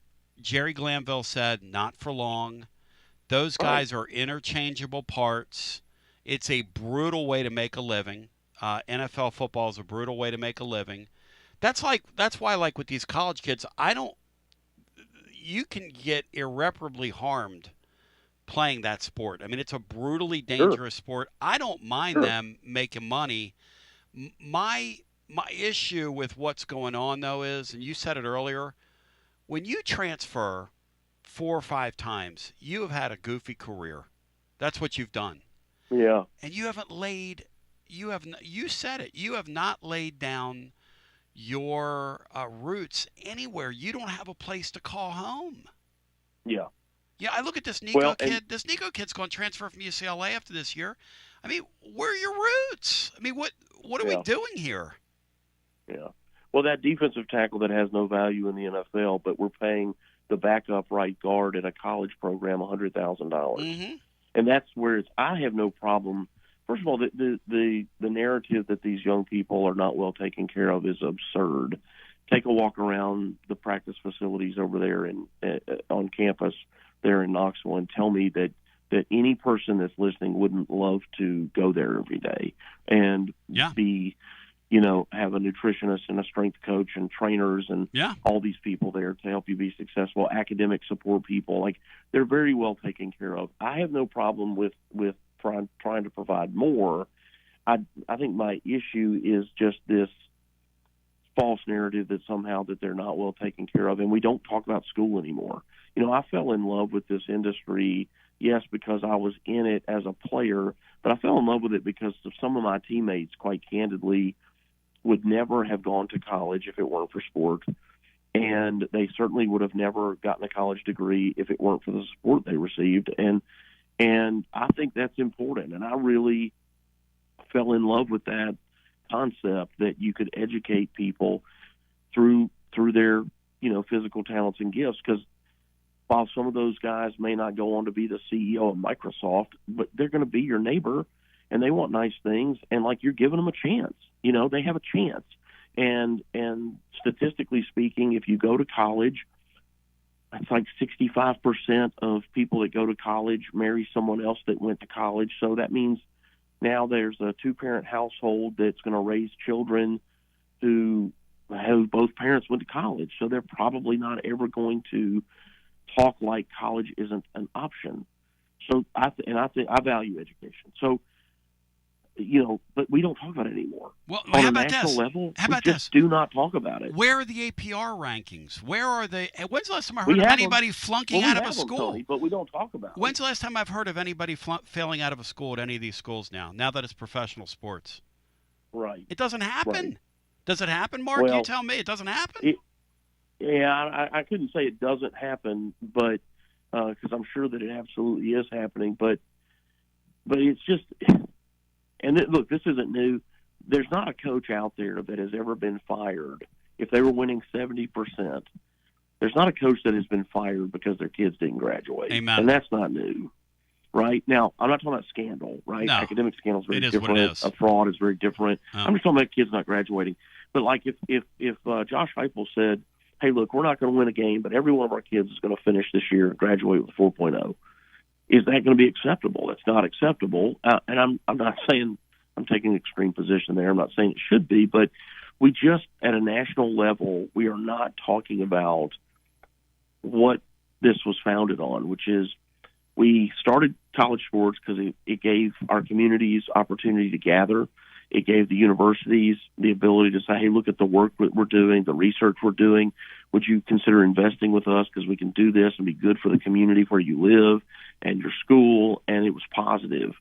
And then Nathan Dougherty, who's a Tennessee guy, founded the grant and aid process back in the 1930s, which was giving scholarship money to help educate these people through sport. And that's what it's all started, and why. And it wasn't about playing the games to win. You wanted to win, obviously, if you're going to play the game, but that wasn't the original intent. Now, it's grown to much bigger than that, but I think it's just there's people are very loyal in college athletics. They're very brand loyal to their universities and to their teams, and which is a good thing. I just think that the dollars are a bit out of control. It's totally out of control. And Mark Ingram joins AD Alabama Birmingham, former Vol, who again lived in our community for many, many years, graduated from UT, and I hear what you're saying, and the cart is so far down the road now that it's not coming back. So they've got to figure out a way, like they've talked about the one transfer window that they're going to go to. The problem is, though, once you start introducing these things, a kid's going to sue you and say, well, right. why do I only get one window? That right. And we're wide open now. Now we're going to play our games in the courts until we make these people what they already are, which is employees. Yeah. I mean, that's kind of what we're doing. I mean, until we admit that we're employees. Yeah, what we have not been able to do, first of all, we've operated too much out of fear as a governing body, fear of lawsuits, because the NCAA, prior to the House settlement, was just taking on a lawsuit, a new one every single day, from somebody saying, I should have another year of eligibility, or I should have been able to profit. So we've operated out of fear, which is a problem. And this is where we, to me, need congressional intervention, which is simply to allow us to have rules and enforce them.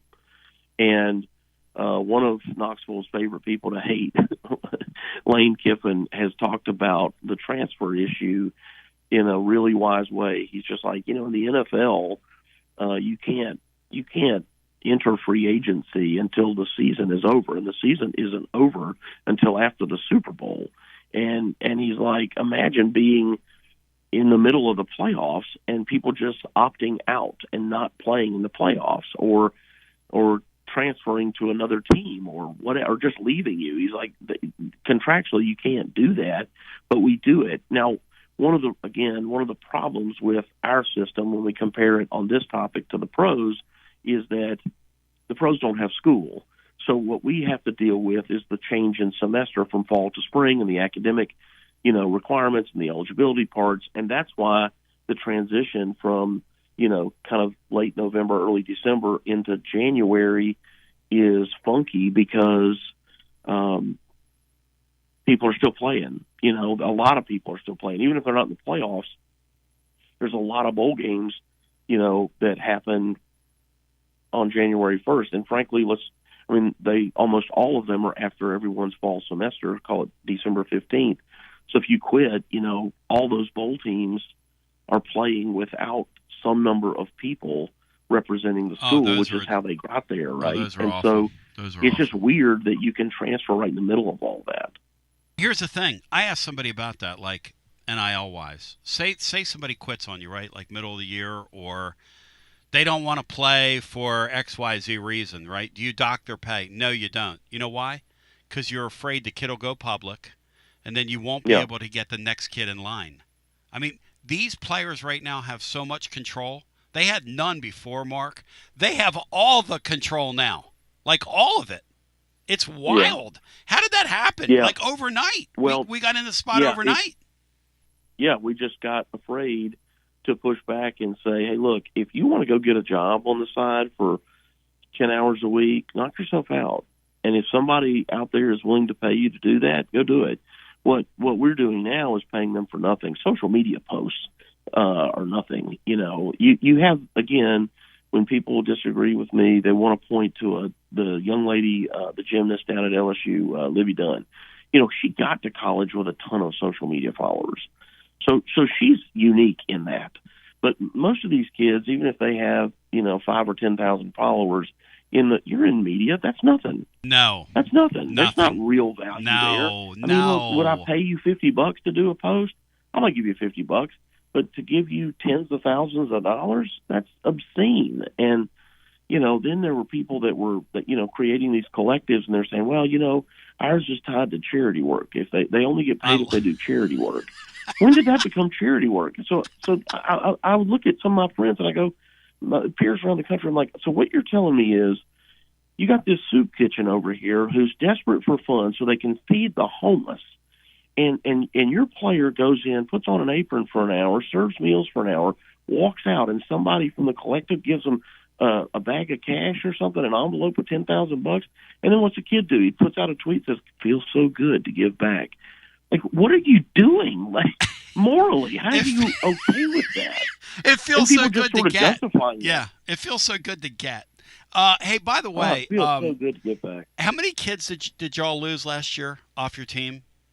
You just told me Well, we before. have 49 new players. Goodness gracious, man. 49. How about you guys? How many does Tennessee have? It's not 49. It's not really? 49, Mark. It's not 49. Is it more or less? Well, hey, how about this? The world is so crazy that we're living in that Tennessee took a quarterback that basically got forced out by a school that told him, and the coach just got fired 3 games in because I guess karma's a real thing. But, yeah, I mean, what they did to that kid to make room for a guy in naked, they didn't even hide it, Mark. They didn't even act like, and then they leaked in the media that he didn't have a very good relationship with his receivers and he wasn't on the same page with them. And, okay. Yeah. That's what we do. I mean, that's what we're doing. Yeah, it's nuts. Well, somebody told me, so Memphis is in our league, and somebody told me the other day, I have no idea if this is accurate. This is a fan said to me that they heard that they had like 70 new players or something, and I know East Carolina, who's in our league, they've got, I think it's like 52 or 3 new players. And the inherent challenges that come with that for any coach is that, so when you think of the Tennessee fans that are listening, they think about how they really despise, say Florida, Georgia, Alabama. The kids that weren't on Tennessee's team last year, depending on where they're from, they don't have that same burn. They don't have that, we almost beat so-and-so. So, not to bring up a sore subject, but the game the other day, which I watched a little bit of against Georgia, a lot of the kids who are on the team today will not be on the team next year. So when they play Georgia next year, and the fans have this revenge kind of sensation, those kids don't. The coaches do, but most of the kids on Tennessee's team next year will not have been here. They will not have that same angry kind of temperament about how they need to prepare to go beat those guys. And so that's an issue because fans are not, we go into these games with it. We got to get them back, and the players are just have a different, attitude toward the way they see the game. But imagine this: when I got to Tennessee as a player, I remember, this is pre-internet, so we would get every day they would take a piece of paper, 8x10 sheet of paper, and they would post the schedule, near the elevator over in Gibbs Hall and next to the cafeteria and all these places. They would post the day's schedule. I was looking at it, it's a 2:00 team meeting, and this older guy who looked like he was 40, he says, he was like a senior on the team. He goes, "You're a freshman?" And I said, "I want to say yes, sir." And he says, "Hey, you see that?" And he pointed to that 2:00 team meeting. He goes, "You see that?" I said, "Yeah." He goes, "Don't show up at 2:00. And he said, "Let me explain to you." He goes, "You're dressed, you're ready. You got everything on, your spikes, your tape, you're ready to go. You don't wear your helmet or your shoulder pads, but everything else, pants, you're ready to practice. That's how you dress for the meeting, and you better get there 10 minutes early." Thank you. Okay, coaches now have to do that. There's no player. The seniors on our team weren't here last year, so wow. So they can't their perspective isn't how Josh wants it. Their perspective is how the coach from wherever they were wanted it. And so they don't know. So, hey, have a pen, have your notebook, dress this way. Here's how we line up. Here's how we stretch. Here's how we eat. Here's what we wear on the road. Here's where we sit. Here's how we conduct ourselves. Just all these tiny little things that help make great teams great. And they got to reteach that stuff every single year, every year. And it's just how do you keep your locker? How do you keep the locker room clean around here? I don't know what it was like at your last spot. This is what we do. And you hang your helmet here and you put your shoulder pads there, and this is what we do here. It's just really tough. It's just really tough, and none of those things have anything to do with football playing directly, but indirectly it does. It's about discipline and how you represent the institution and the team and all those things. And it's a tough time to be a coach, man. It's really hard. And these Which guys, nobody cares about. Well, because no. they're so well compensated. Well, that's right. That's the other thing. You make all that money, you better win now. Nobody cares about how good your kids are or the great thing. Like I was talking to a guy last night who was telling me what a great guy Billy Napier is. And Billy Napier did something for his family, and he was sharing with me, this great man of faith, and he holds Bible studies on Sunday. And he says, he said to me, here's the reality. He doesn't get to winning like real soon. None of that matters. None of that matters. And everybody down there knows this guy's an awesome dude in that community. That's just how that's kind of what we've done. And, hey, Mark, listen, I appreciate your time today. And one thing I love about you, man, is you've never been afraid to come on here and say, this is kind of where we're going, and I'll be a voice in the wilderness, but I'll be a voice in the wilderness. I bet you have some interesting conversations behind the scenes with some of your peers around the country. Well, Tony, the thing is almost everybody feels the way that I feel. Not everybody. Most everybody. It's just that everybody's afraid of lawsuits. Everybody's afraid of, being ostracized somehow by a different segment of our community, and meaning the athletics community. And I'm just telling you factually what is happening. I'm not really giving you opinion as much as just saying, hey, here's what I don't think gets reported enough, is these other ancillary challenges that we have to deal with, and how we got here, but anyway, man, look, I appreciate you having me, and look forward to getting back to town this week. And Amy and I spent 16 years there, and wow. Two of our 4 children were born there, and we'll get to see a lot of old friends. Love, Mark. Take care. My best, Amy. Thanks, pal. Yeah, you got it. Yeah. Hey, Cinco, life on his level, that ain't no fun. You got to go get. They had 12 or 13. I think he said 12 or 13 guys that get picked off your roster, guys you find. And hey, these high-level D1 schools, they're going to steal your players, man. It's the way it is. Yeah, but it goes both ways, because that UAB and those schools are going to pick off your depth pieces. The kids that aren't playing at Tennessee, they're hearing from that level of school saying, hey, you really want to sit on the bench, or you want to come down here and play? You might get less NIL money, but you're going to get out on the field. But I do not. I mean, those guys relatively make a lot of money at the high levels, but that's not a job I would want. No. I mean, every day you've got to put a fire. You got to be on your game and look and just trying to squeeze extra money out of people that seemingly are getting more hesitant to unload it. Hey, imagine last year you're Tennessee and you get word that quarterback's looking around. As mid as he was, Sean, you know how bad that would have run all over you and me with our personalities? I would have called his father in my office and said, are you temporary insane, brah? And not temporarily. Where I came from, they say temporary insane. Are you temporary insane? Like, what are you doing? Your son sucks, man. What are you doing? We should hold back a quarter to a half of what we were supposed to pay you. What are you doing? But they're all afraid of these kids, Sean. And Mark does make a good point. Everybody's afraid of these kids. And then if you have a kid on your roster that doesn't feel like playing, and he doesn't play, which does go on, by the way, and then you go to them and you say, well, are you going to withhold some NIL money? Or if a kid quits on you for the bowl game, am I going to withhold some NIL? No, I won't do that. Why? Because the kid will go on social media, he'll rip us, and the next group of kids won't want to come play for us. These guys are totally in charge now.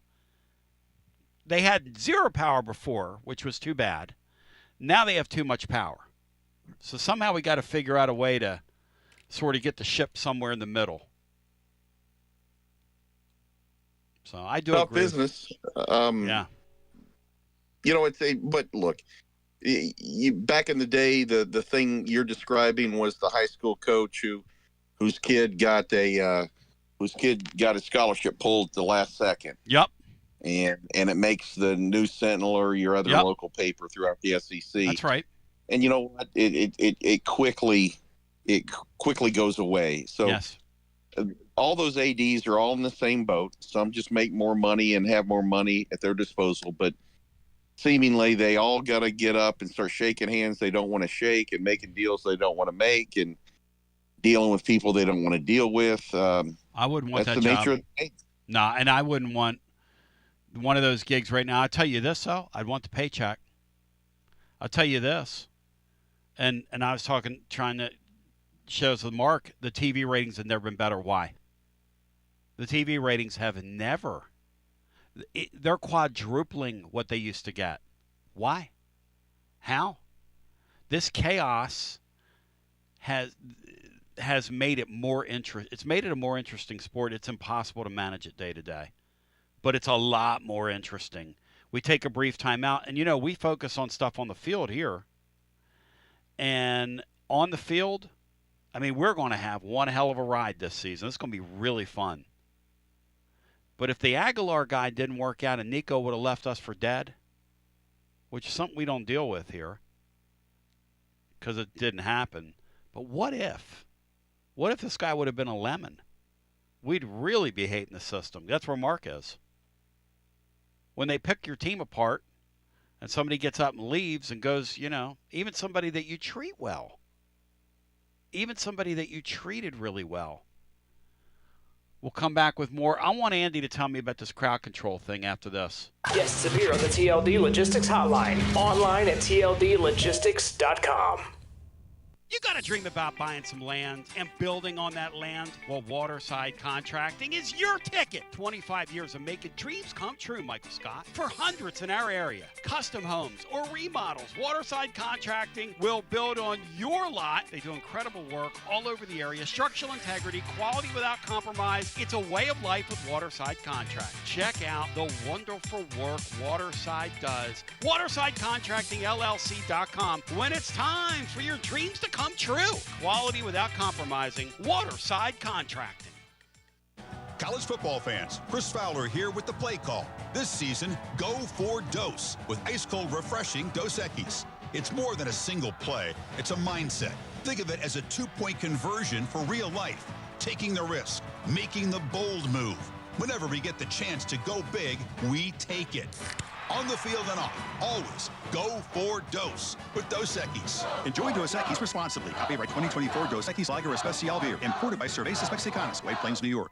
Whether it's baseball, football, softball, church groups, or schools, if you're raising money, do it with locally roasted Grade A Grounds coffee. I'm Billy Miller, a Vol alum and Knoxville native. You keep 40% of sales, and we donate 5% back to our East Tennessee community.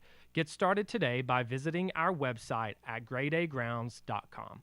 Fall officially begins this month, so now is the perfect time to make sure your home's HVAC system is ready for the season ahead. Don't ignore the warning signs that your heating or cooling system is struggling or nearing the end of its lifespan. And if you need fast, reliable HVAC repairs, seasonal preventative maintenance, or want to invest in a new high-efficiency system, then call the trusted HVAC experts at Pipe Wrench Plumbing, Heating, and Cooling. Whatever HVAC problems you encounter, our certified technicians will make a full assessment and then provide the best long-term solution to keep your home home comfortable again all year long. We make it easy with free on-site estimates for replacements and free second opinions on repairs. And if budgets are tight, we offer flexible payment plans including 0% financing with credit approval. Be sure to ask about our 10-plus year warranties that are 2 times longer than industry standards, so you don't spend a cent on unexpected costs in the future. So call Pipe Wrench at 865-264-8090 or book online at pipewrench.com to schedule your appointment today. And as always, same-day service guaranteed or the visit is free. Hi, I'm Jim Simpson, owner of Simpson Meats. When's the last time you grilled a really good burger or steak? One your friends still talk about. Our goal at Simpson Meats is to make that happen every time you have a cookout. All of our cuts of meats, steaks, burgers, briskets, and pork are always fresh, flavorful, and sustainably sourced. We are family owned, so we know the importance of knowing how and where your food is raised. We have been putting quality first since 1888. Visit our butcher shop off Lovell Road or online at simpsonmeats.com. Hey there, Basilio family. Jennifer Morse here with Keller Williams Realty. The countdown to fall football is on. Is your fall plan missing the perfect home to watch the Vols make another playoff run? If a new view is on your game day checklist, I'm ready to help you find it. Don't wait until kickoff. Give me a call today at 865-694-5904 or visit my website at nextmovesmokymountains.com. That's nextmovesmokymountains.com, and go Vols. Tony Basilio, and we are live once again with Chad Stockton of FC Alliance. And Chad, you're out there on the field, 100 strong here in Knoxville. Talk to me. What's been going on with FC Alliance now that the weather's heating up? We're out here for the first night of the boys' tryouts. We have over 400 kids that'll be here tonight. So a lot of exciting times right now for us. Our club team start at U9 and we go all the way through U19. We have over 1,000 kids that come from Chattanooga from the Tri-Cities that make all our teams and make this club what it is today. So we're excited about it. We finished the younger kids a couple of weeks ago. We just finished the girls last night, and now we're on to our older boys program as we speak right now. And we're blowing and going in the Tri-Cities. Tell me about it. We started FC Alliance North 1 year ago, and coming off the first year, we are the largest, most competitive club up in the Tri-Cities area. We just finished our tryouts last night. Looks like right now we will be well over 400 kids for the upcoming season. So great things happening up there. We've put our boys into some really good regional leagues. So we're excited about what the future holds for them and also our girls programs. If you want more information, check them out at fcallianceknox.org. That's fcallianceknox.org. Chad Stockton, keep growing the beautiful game here in East Tennessee. Absolutely. Thanks, Tony. Tony Basilio along with the great Mark Griffin. And we're here to talk about our friends at Performance Medicine. And Griff, their slogan, stay educated, stay healthy. That's you. Wow. I really like to think that, Tony, and I'd like to give Dr. Rogers a lot of credit because I definitely want to stay educated and healthy, and knowing that he's putting the time and effort in to make sure of my care, I want to encourage your listeners to put the time to learn and become educated and get to know Dr. Rogers and see if it can help with your health as well. And there's a really, really easy way to do that. In fact, they've got their own YouTube channel. You can see Dr. Rogers for himself with his staff. It's called The Performance Medicine Show over at the Performance Medicine channel over on YouTube. Also, more information at performancemedicine.net. To our friends in North Knoxville, a brand new location over in Fountain City, now accepting patients. So many ways to reach Dr. Rogers. And like they say, stay educated, stay healthy. Performance Medicine, online, performancemedicine.net. Located in Knoxville's historic Old City, Barley's offers great food, live music, the best draft beer selection in town, and now your new favorite place to watch sports. Their indoor projector is perfect for any weather, and they've revamped their upstairs area with more TVs to take in all of the action. Their menu features hand-battered chicken tenders, juicy burgers, fresh salads, and the tastiest pizza in Knoxville. You can enjoy their happy hour drink specials daily from open until 6 p.m. Barley's Tap Room and Pizzeria. When it's past high noon, it's time for a vodka soda made with a vodka you've actually heard of. I'm talking White Claw vodka soda made with White Claw premium vodka. JB Smooth only drinks vodka soda made with the world's smoothest vodka. And you can too. Pick you up a bottle of the triple wave filtered vodka that's been distilled 5 times. White Claw premium vodka comes in 4 flavors: black cherry, mango, pineapple, and just vodka. You haven't had vodka like this. No one has. White Claw Premium Vodka. Please drink responsibly. Tony B here with the great Zakai Ziegler for Hey, Advent. whoa. Tony, I got this. Hey, Tennessee, it's easy here. Next time you have an electric issue at your home or business, call my friends at Advent Electric. With offices in Knoxville and Nashville, it's Mama's Easy approved. You heard it from the most electrifying player in the league. Call the service professionals at Advent Electric, 865-588-0631. Online, adventelectric.com. Tell them ZZ sent you. Before we go back to our phones, the thing that I love about the league this year is that it's so wide open. And I was saying, if you go over to tclub.team today at the top, we talk about the quarterbacks in the league. Here's how I rank them. And I want Sean and Bry's thoughts on this, because we were just talking a second ago about Arch Manning. And then I'm going to bring I want to bring Andy back in here because I want to hear his inside word on the crowd control thing. But when I think about the league, I would encourage anybody to take your phone out and think about the quarterbacks in the league, think about the year guys are having so far, and rank them. Rank them. I have John Mateer number 1, but he could easily be 5. I have Nussmeier number 2, but he could easily be 6 or 7. I have Joey Aguilar number 3. He could easily be number 1. I have Diego Pavia. I'm sorry, Gunnar Stockton's number 4 because the throw and catch in Neyland Stadium the other day on 4th down it's how you're judged. I mean, do you win games? He could be number 1. He could be number 1 after the way he played. I mean, we all kind of think that, right? I have Diego Pavia number 5. And what I wrote today, and I'm not trying to be funny here, but think about Vanderbilt with just a garden variety quarterback down there. Sean, if you put Nico on their team, what do they look like? He's a garden variety guy. Do they look like Vanderbilt right now? No, there's probably not much difference between them and UCLA given the competition. Marcel Reed at A&M's number 6. He's got incredible numbers so far. Now look, I don't make it a habit of believing in A&M as a rule, but hey, guy went up there the other night. Guy made the play on 4th down. Guy drove his team down the field twice. The guy performed well in the clutch, and he's a great runner. I got Taylon Green, who we saw last year with Arkansas. He's having a great year so far. I got him 7. He could easily be higher than that. Easily. Bo Prabula, none of us have seen him from Mizzou. He could be higher. But he could be higher. That's exactly right, Bri. He could be higher. Ty Simpson could be higher. He probably should be ahead of Jackson Arnold, if I'm honest about it. And I have Jackson Arnold at 9. And he's got a prove-it game this weekend because we're going to do this every 3 games. I'm going to do this just to do it. And the exercise is this. Just because you're here today doesn't mean you're going to be in that spot in 3 weeks. Because the game and the sport is going to change at a lightning quick pace. And what you think is real might be real right now, or it might not. The guy at Georgia might crap out. Our guy might get in a rut. Who knows? But I'll tell you this. I don't ever remember a year where you've got this many quality quarterbacks in this league. You've got 10 guys that you could basically put at 1.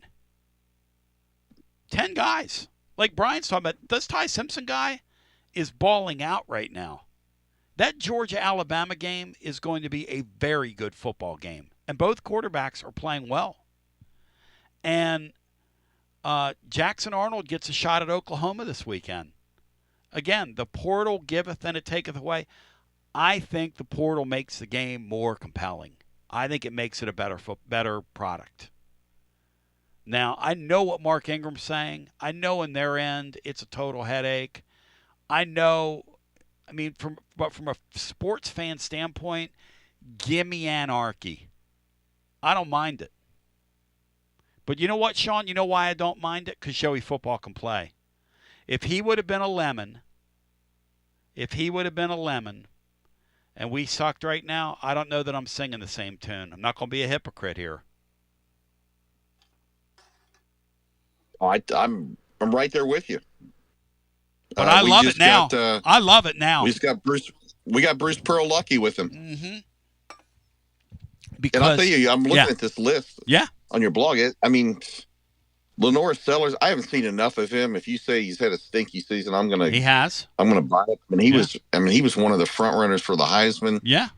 Arch Manning, he never did anything last year that would suggest that. But when I watched that Florida Nussmeier LSU game last year, and those may be two of the dumbest quarterbacks I've ever seen. I mean, so much talent between them, and they make some of the silliest decisions I've ever seen.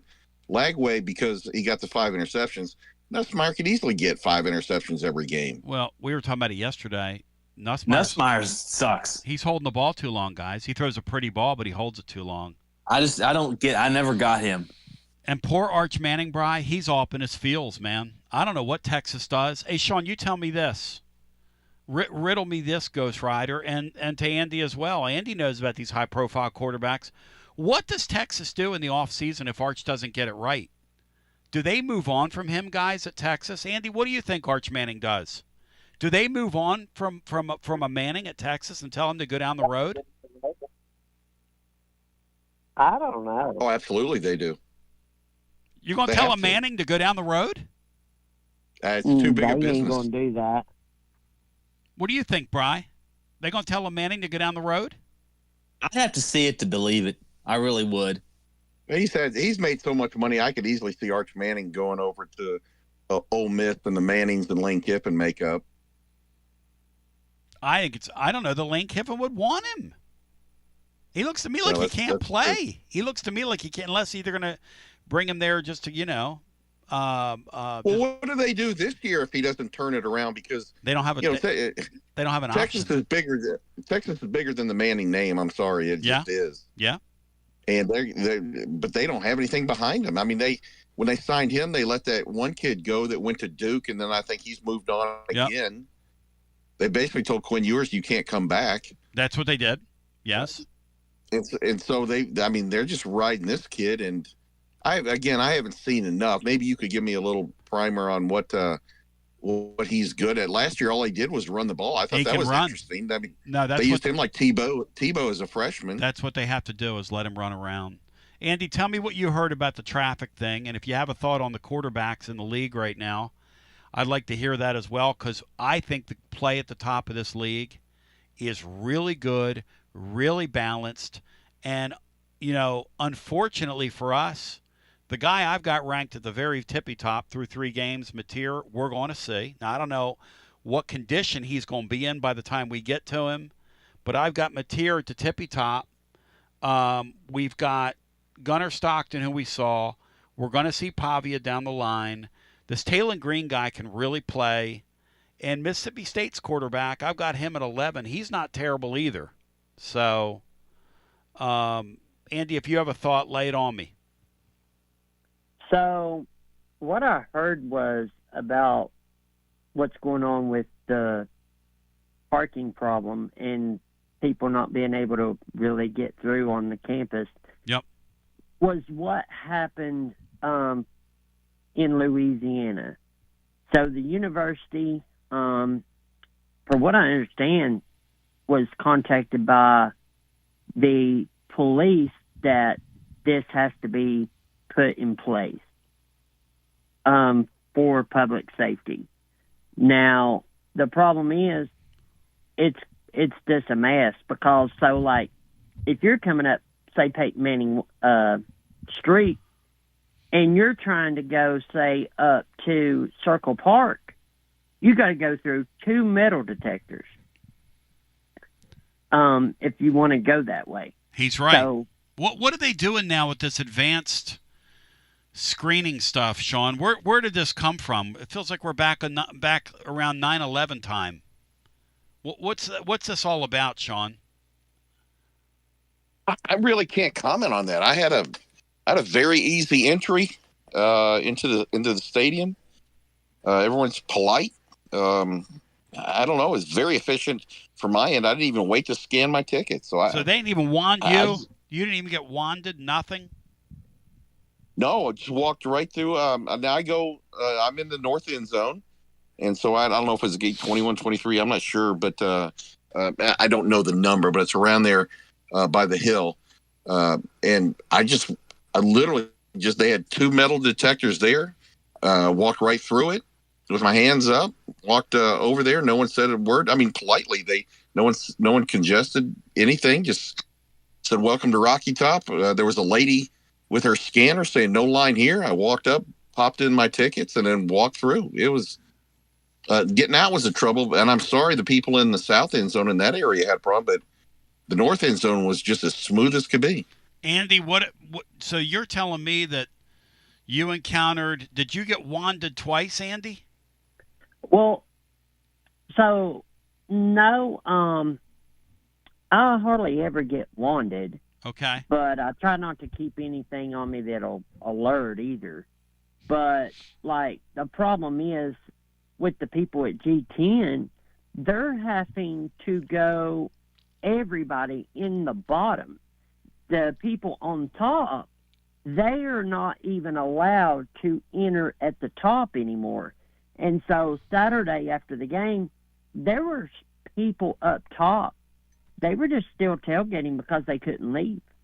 They were there probably for 2-3 hours because when you can't leave, you can't leave. Unlike me, I don't try to leave Knoxville right then. I just chill out, walk around, might go down the Vol Navy, hang out down there or something like that, just to waste time. But, like, I was hanging up with them, and they were just like, we can't leave. I was like, we might as well just sit out here in our chairs and watch TV. And some of them were even grilling still. So, I mean, I don't know. I don't know what's going to happen. I don't know what they're going to do. But it's a mess. So it was a mess getting in. It was a mess getting in, and it was a mess getting out, is what I heard. I mean, just a total mess. When I left, what's interesting to me is a lot of these things are done on paper. Like my seats are in the north end zone. I have a direct view of that hee-haw or yee-haw party deck. There's no one in there. And I don't know how many seats they took out of there, but I think a lot of these athletic directors try to mimic what they do in the NFL, and everything looks good on paper. And unfortunately, I don't think I'm willing to give them some grace because I don't think they really know what happens until you put it to the test.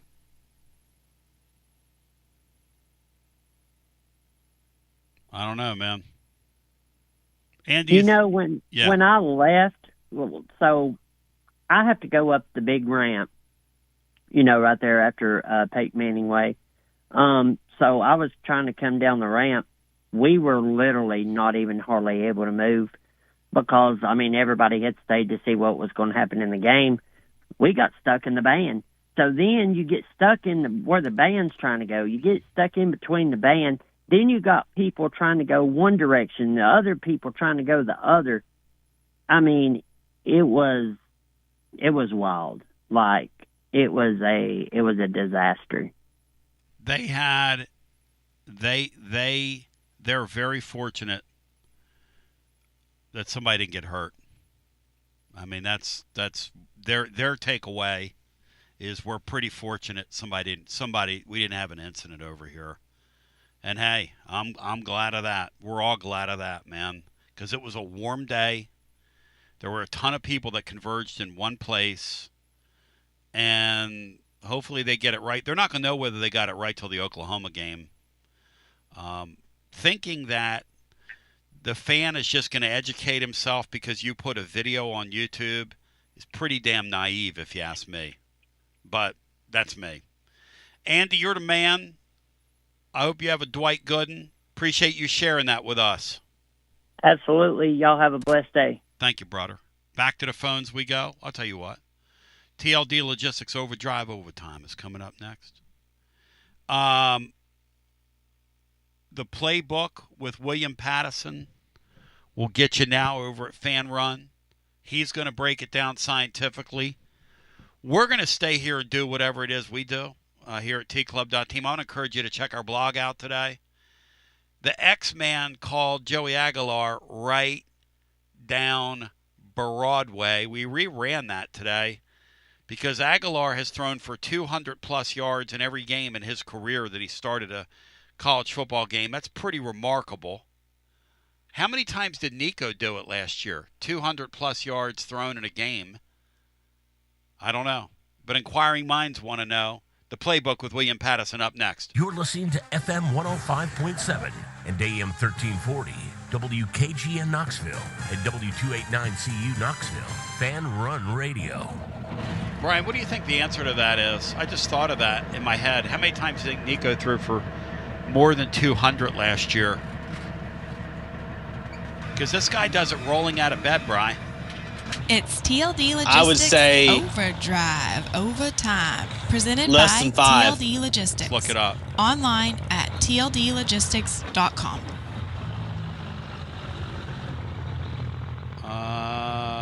And now let's go to the guys with today's edition of TLD Logistics Overdrive Overtime. Passing stats. Matt Dixon would know this off the top of his head because he is a sick individual in the Butch Jones sense of the term.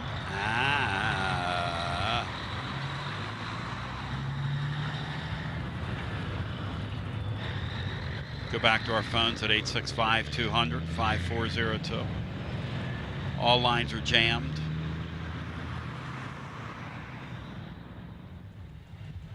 Cinco, what's your guess? Because X says that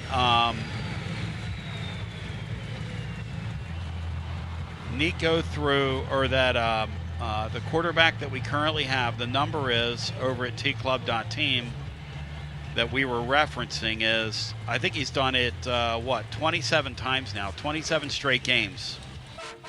He's been over 200 yards passing. That's pretty impressive, Sean.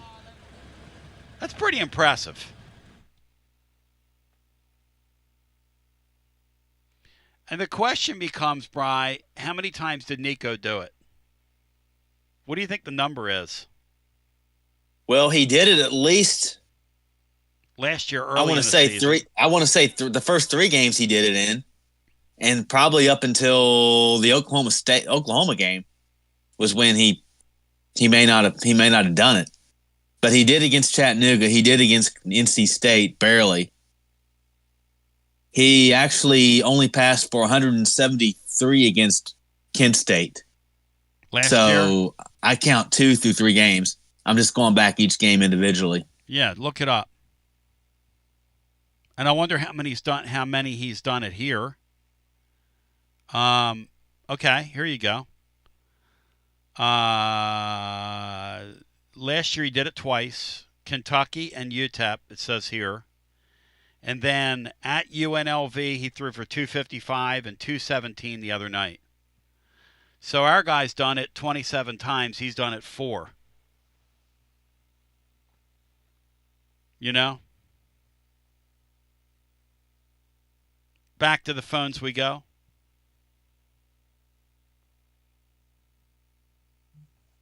I'm starting to think this showy football guy can play a little bit, Bri.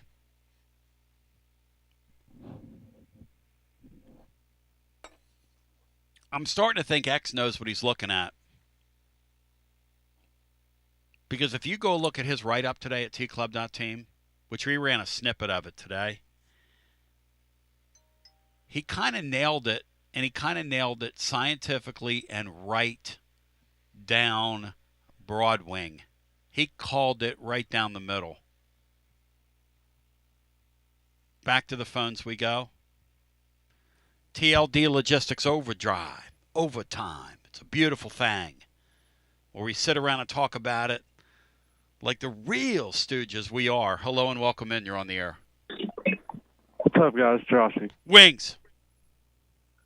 Yeah, I'm like Cinco. I had no problem getting through the gates Saturday. Nice. Because, yeah, me and Artemis, we go through gate 22 or 23 in the north side.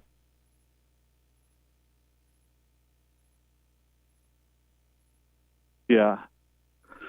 Josh, So, Josh, when you guys Yeah.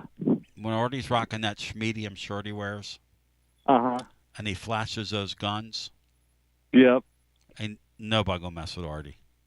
Nobody. He parts the thing like the Red Sea. Yeah. The guy's huge.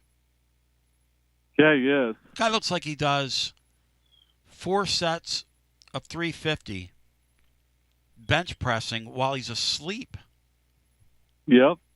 Guy's huge. Very huge. So, Tony, I agree with you. This Aguilar guy can play. And my question is, what does he have to do for him to New York for the Heisman ceremony?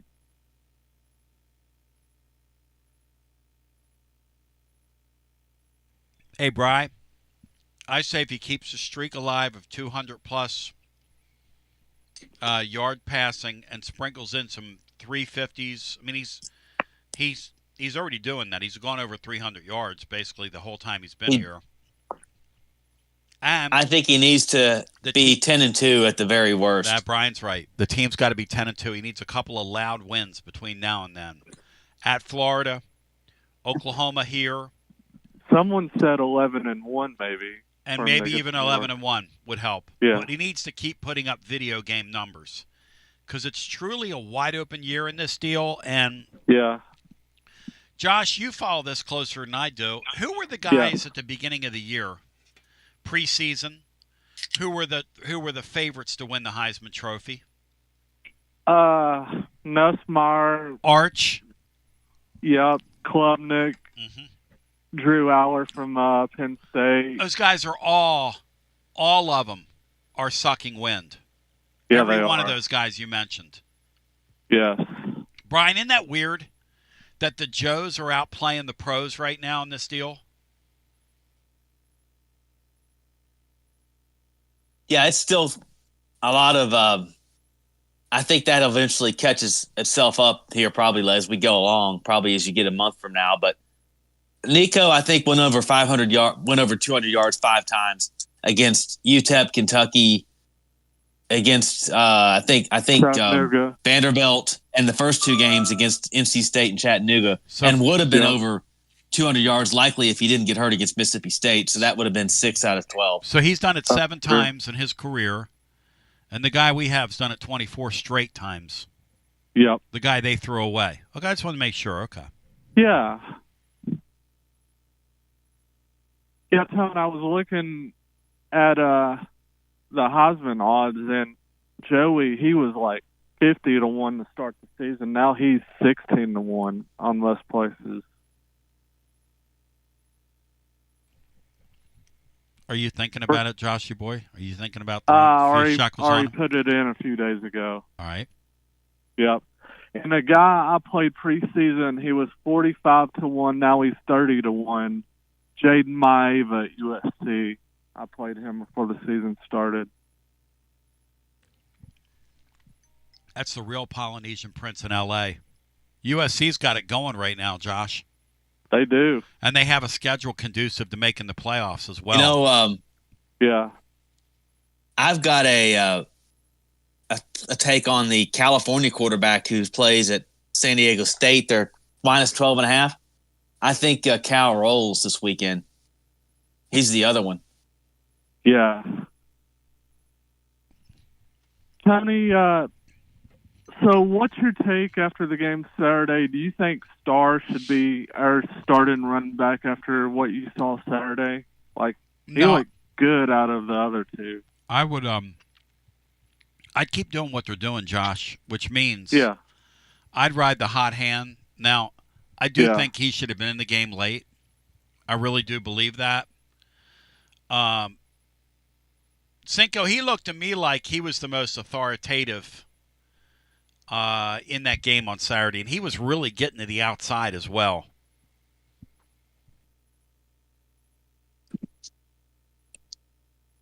Who was that? Starr Thomas. Starr Thomas, Cinco. Yeah, I love Deshaun Bishop, Peyton Lewis. I still haven't seen it yet. No offense, but to me, the most complete back and the best back on the team is Star Thomas. I really question. I know they were doing a rotation. I'm sure they don't want to put somebody down, but it was surprising to me that Star Thomas wasn't in the game when it was when the money was on the line. Yeah, out the door, Tony. I know I really don't want to blame myself for this loss this past Saturday, but I was saying on our show we do every week, me and Rusty's show, we were going to kick a game-winning field goal. So I kind of blame myself for that loss too. Wow, you jinxed the Vols. Who knew? You know, Sean, I kind of like the running back by committee because everybody gives you a little something different. But I also do believe in the hot hand. And I would have thought they would have settled with the hot hand there at the end of the game. I mean, to me, if Thomas is going the way he's going, in that decisive drive, you got to have him on the field, don't you? You just do. Well, I think to my eyes, he's been the most impressive back in all 3 games. He's certainly been the most elusive. I've watched, at the end of the game, you want to keep your options open. Bless his heart, Bishop just can't catch a football. And Peyton Lewis dropped one that looked like it could have gone for 30 or 40 yards. Yes. There's a reason why they went out and got him. No, I think it was for numbers. I think it was for numbers too. You can't go around with two scholarship running backs. Yep. But I think that and again, it's not to put the other kids down. I think Star Thomas has shown in 3 games that on this roster, he's the most complete and best back. You know what he was supposed to be, Sean, which is kind of interesting, was an okay player. He's better than okay. Well, something I heard earlier in the year was that if you go back to last year, he was one of the top returning running backs in the country as far as generating missed tackles. That tracks. Yeah, he's a nice player, and I'm not trying to demote anybody. It looks like he's 3rd on our list as far as when you go out there. Yeah, I think it's what is the saying in basketball? It doesn't matter who starts and who's finished. It's who finishes. That's my point. Yeah. And I would keep doing what they're doing, but at the end of the football game, if that guy's giving you the best stuff out there, he needs to play. And I got a question for you guys about the lay down lineman. Yeah. What's the point? Meaning? Okay, so the lay down lineman goes down after an extra point, presumably to give more time to rest, right? Yes, the defense. Mm-hmm. Okay, the networks always go to commercial anyway. They don't stick around after the score. I'm just not sure I understand that. I think the thought is, because Comrade Golish is doing it too, from the Heupel tree. Here's what I would sense the thought is: they're buying another 45 seconds or so, and maybe that's. I think they are. Yeah. Yeah, because what because happens? If a guy's laying there. Yeah, because what happens is the camera crew stays there. Chris Fowler the other day was like, so-and-so shaken up. So they do this perfunctory thing where, and it's performative, where the trainers come out and they look at the guy and they start feeling around, and he's writhing around in pain. And you still 50 seconds, and then they go to the break. But you are right. Well, what's funny is a buddy and I were watching that. Yeah. And as he was coming off, you think that when he gets off, then the play's over. It's gotten so absurd now that they even escort them to the tent. Ha! Just to sell it. I love every minute of it. They escort the lay down lineman to the injury tent. I wonder if they coach them on how to walk when you're not really, in that situation where it looks like you're hurt. You got to walk in a way that it makes it look like you're hurt. Do they practice that? The point being that if we're doing that, we've got no reason to complain about a defensive player falling down as if a sniper took him out. Oh, hell no. No. You have no leg to fall on if you're doing it. I agree. And we've been doing it since he got here. Yeah. And we like it. But I just wondered it because maybe they get a couple more seconds here and there, but that's a quick change for the other team as well. Heupel sticks around 4 or 5 more years, Sean. We're going to be ranking the laydown linemen in terms of better performances, who was better at it than others. We will. Like Umarov last year. Umarov went down when he was the laydown lineman for a brief period of time, and he grabbed. Lampley was awfully good. Well, he grabbed one extremity, Sean, and then when they came out to the field, his other leg was hurt. I was listening to a podcast talking the other day where Comrade Golish has a thing that he yells from the sidelines, and he screamed at one of his guys to get on the ground. And I forget what the term is they use, but somebody went over to him and said, hey, you ought to change your language because every time you say that, one of your linemen, one of your guys on your PAT gets on the ground. I mean... I like when they did last year when they would actually go out and tighten up the knee braces. That was excellent. Yeah. Or like Bino used to say. Escorting them into the injury tent, that's a new twist that I really enjoy. It's called committing to the bit. Yep. You're right. And anybody that follows me knows that one thing I do appreciate is when you get the bit and you commit to it. You've got to commit to it. If that's what you're going to do, you have to absolutely commit to it.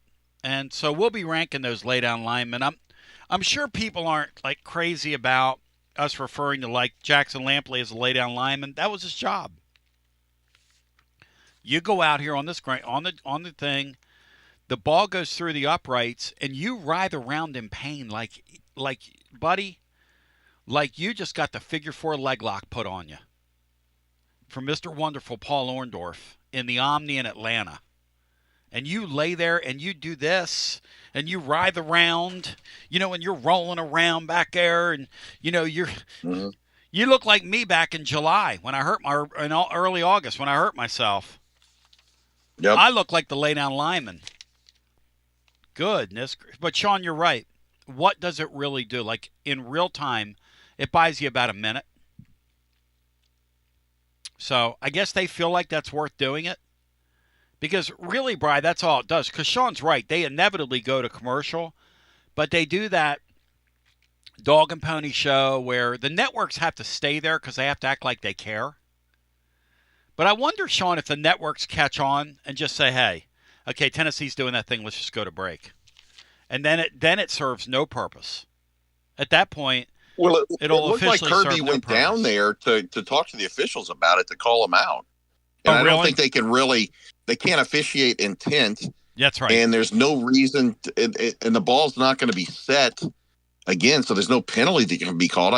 That's right. Again, I'm just not sure what the net positive is here when it's absolutely silly. It's a brilliant thing. I'm loving it. I'm loving every minute of it. It's fun. It's the laydown lineman, man. We got to embrace.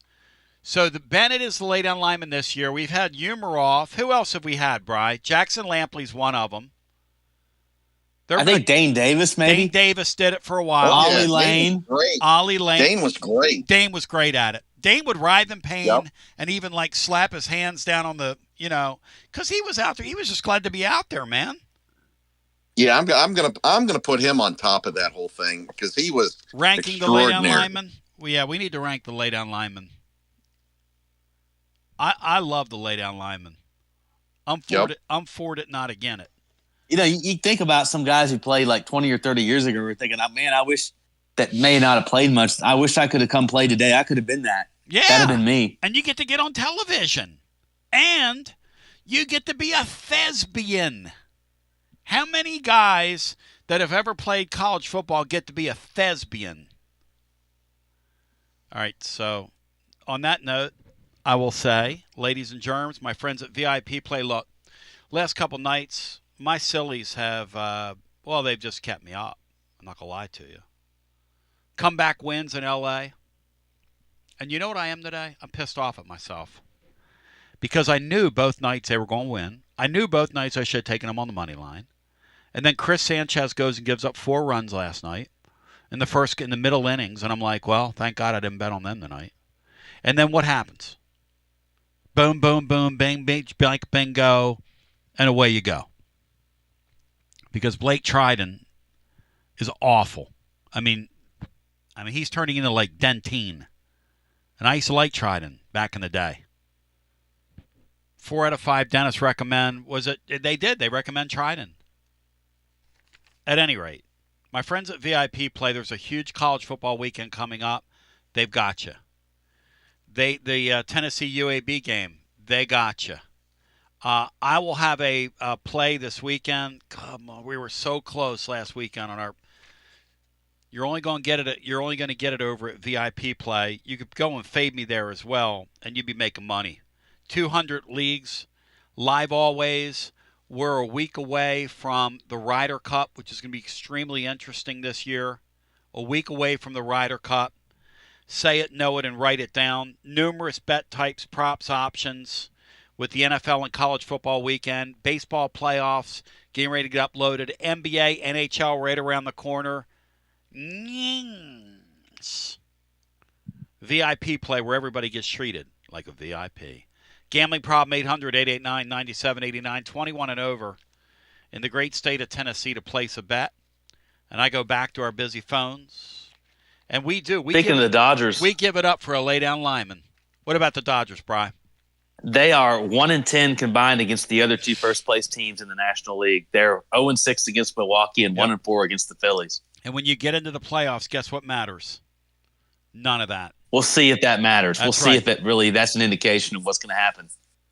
Hopefully it is. Shohei Ohtani last night, okay? He's a guy that none of you know how great he is. I don't know how great he is. None of us know and appreciate how great. He's a modern-day Babe Ruth is what he is. He's a once-a-100-year player. That's what this guy is. He pitched 1-hit baseball for 5 innings last night and hit his 50th home run in the 8th inning. He bats first. He struck out 2 men in the first inning and then grabbed his stick and went and batted. They said he didn't even go into the dugout. He went over there, grabbed a donut, started doing this thing, started getting... After pitching an inning, Sean! I mean, he's making it look like it's damn college baseball out there. And he hit 50 home runs 2 years in a row.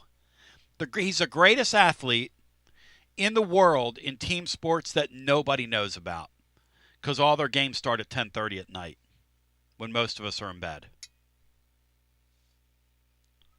Fact. So he's doing stuff that everyone always talked about Babe Ruth and the home runs we know about, and he was a pitcher. Yep.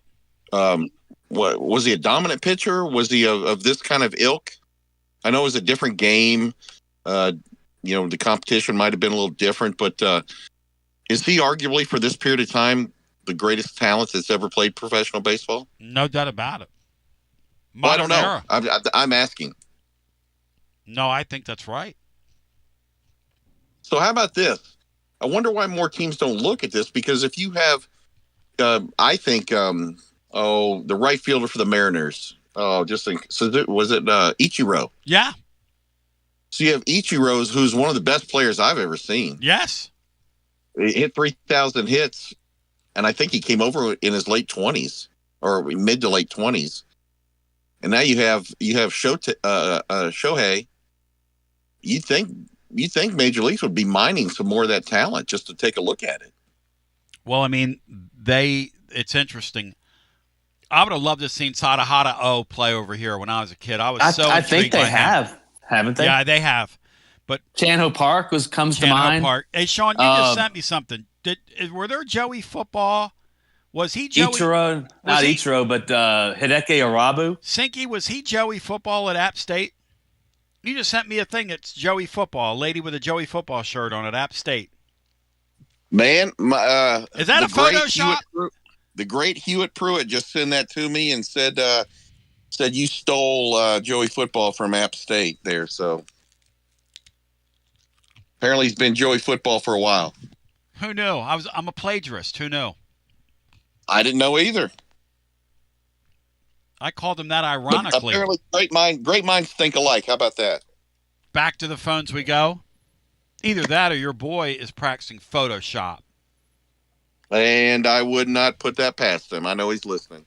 But that lady that's wearing the Joey football shirt, I would not mess with her because she looked like she'd whip me. Back to the phones we go. Hello and welcome in. You're on the air. Hey, Tony, Mike in Portland. Hey, my man. How you doing, brother? Doing pretty good. You have some good news later on this week, but just a couple of things, and I haven't been able to listen much. But two things really? Did we ice our own kicker on that punt for Max Gilbert? Did we ice him? I've had kickers tell me that off the air this week. They say that, and the other thing they say is you don't ever go over there and talk to those guys when they're about to kick. The whole sequence was just sort of out of order. Now, that said, you got to go out there and make that kick, though.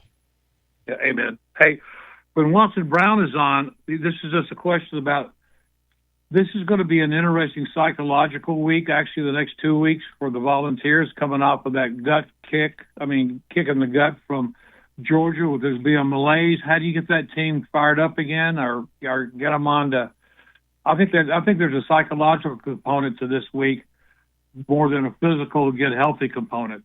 That might be an interesting thought. Sean, you've been inside these programs after you play those 3 or 4 games you have to get up for each year. And then you have that inevitable opponent on your schedule, which is what UAB is. How do you do that, Cinco? Well, how would you answer that? I think this team is having fun, and that's a big part of it.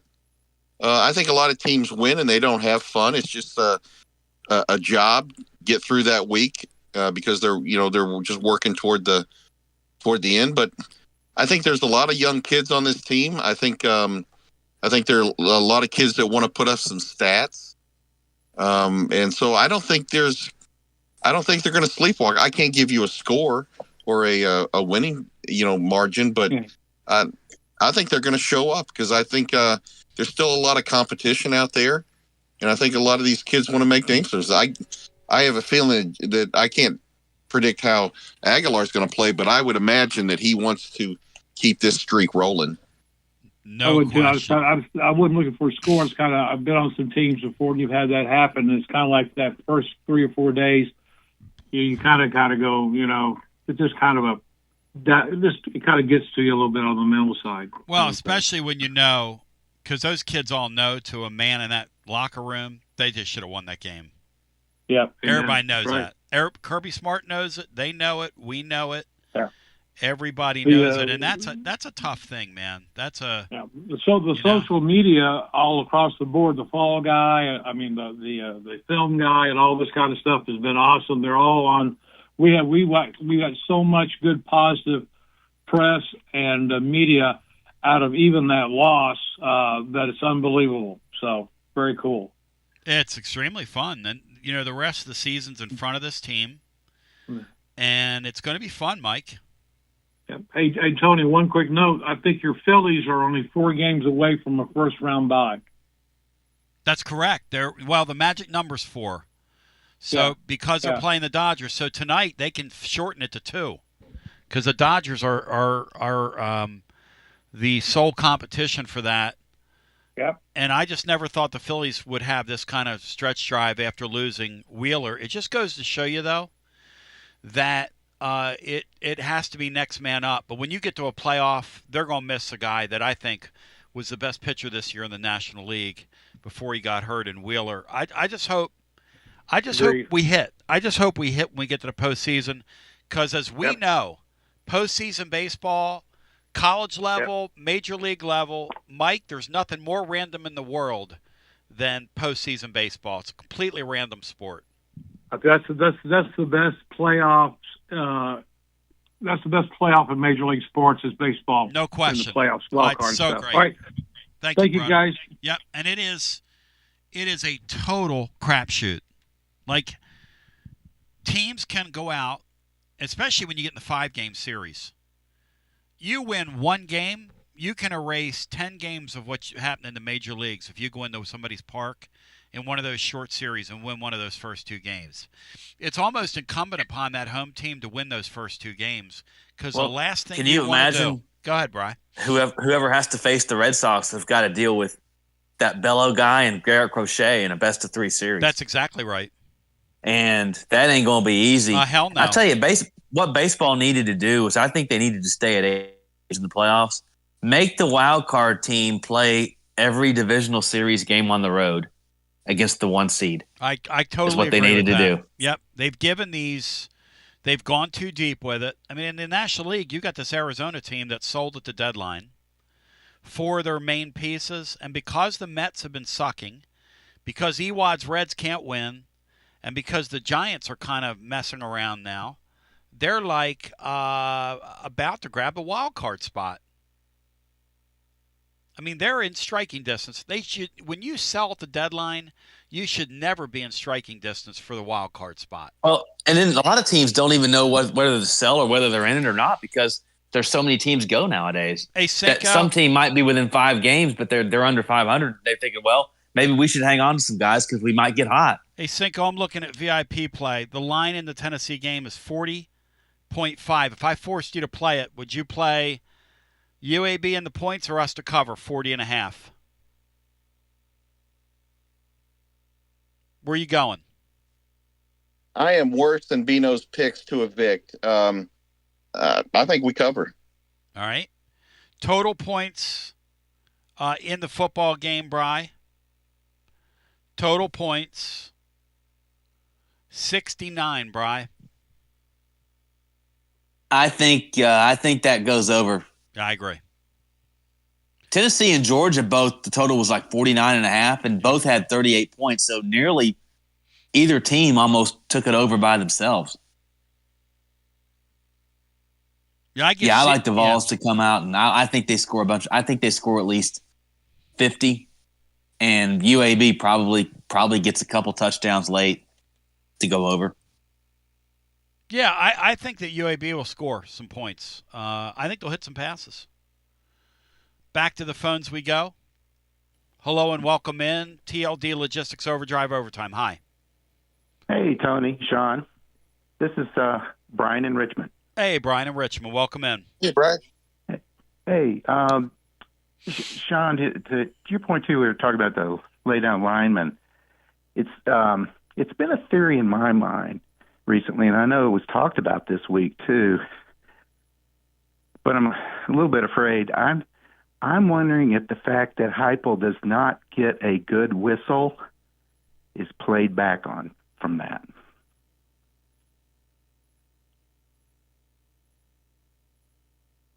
I don't know. Questionable calls this year don't really come to my mind. Am I missing a couple, or what do you think? Well, it was talked about. I think there was a pass interference. Certainly that pass interception. That pass interference in the fourth quarter was a terrible call. But just sort of in general, it just seems like the last couple of years he just hasn't gotten the. You're right. Given his record here, being in the playoffs, he does not seem to be an A-lister. I'll agree with that.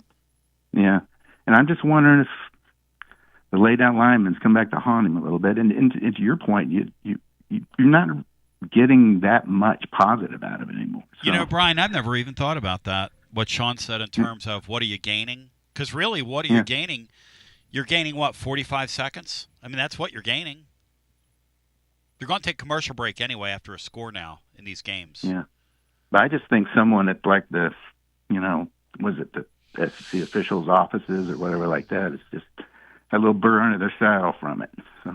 It's an interesting thought on your part because we don't get an SEC home whistle in our building, though we have a tremendous environment. Like Sean's saying, that interference call they called on the ball that was thrown away is one of the dumbest. You've got to wave that off. Okay, so the referee or the back judge there throws if that was his flag, throws the flag there. Okay, they have to convene at midfield and say, hey, that ball's uncatchable. That ball was thrown away. Well, it'd be similar to if you had pass interference on the other side of the field. Well, that's right, Sean. because the ball was nowhere near the play. So No. if you want to call like a defensive holding and the guy's coming out of a break and that's what you're calling, okay, fine. But you're not calling that. You call that an interference. I mean, that's a horrendous call in that spot, especially in that spot in a tight football game. I mean, that's like making up a call. And, Brian, I contend, for whatever reason, Josh Heupel, since he's been here, though he's really established himself as a winner, I can understand early in his career not getting a whistle. I get that. He's becoming like one of the old heads in the league, and they're treating him like he's some punk. Yeah, what did y'all think about the intentional grounding call on Aguilar? I mean, there were two penalties on that play. They chose the one. It's very rare that you see that called when the ball is thrown in the field of play. And it was past the line of scrimmage. I thought, though. Absolutely. Yeah, my thought on that was I didn't hate it because he was inside the tackle box when he threw it. And it was pretty obvious what he was doing. And he was clearly inside the tackle box. But then I don't have a problem with that. If you saw that, then that's fine. But, Sean, there are times where they'll let that go too. Like if that's Saban over there, they'll let that go. And that's my point. My point is they're nitpicking this guy in his building. And look, I'm not going to bitch about officiating because officiating, Brian's not why we lost. But, Brian, you've got a good point. I wonder if behind the scenes they go, man, this guy's making a mockery of this with these guys laying down, acting injured, and there's nothing we can do about it. They know there's nothing we can do about it. Apparently, Comrade Golish, though, he has a term he uses, and he told the guy basically to get down in that what was the when they had the Boise game. And they went to him and said, hey, you ought to change your term. I mean, you're making a fool of us out here. But thank you, Brian. Anything else for us? Well, just on the way out, I think after this weekend's game, I was hoping I would find out more about us and about Georgia, and I didn't find out as much. So that's sort of my meaning takeaway. what? What do you mean by that?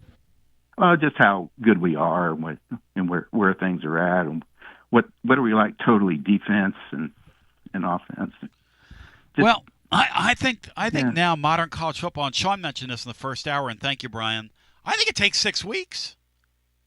I think you've got to see everybody. Look, I mean, I did a silly exercise in the blog today because I got to put content up every day, okay?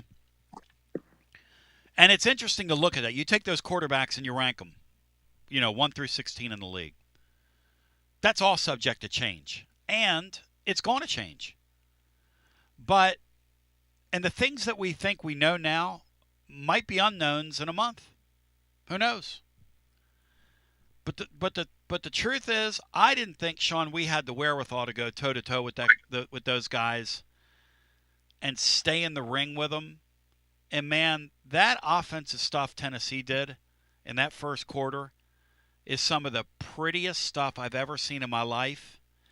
And then Georgia comes back. That pass and catch, Kelly Holcomb told me yesterday on Plaster Show, is one of the best executed plays you'll ever see in your life. Two things happen on the play.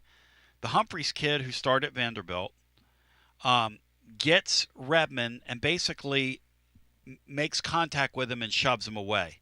That's one. They teach receivers to do that.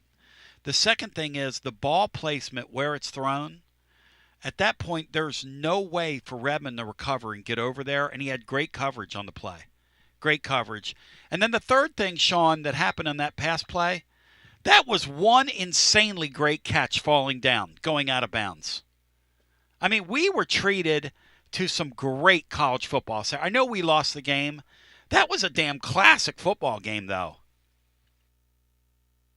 It really was. I give all the credit.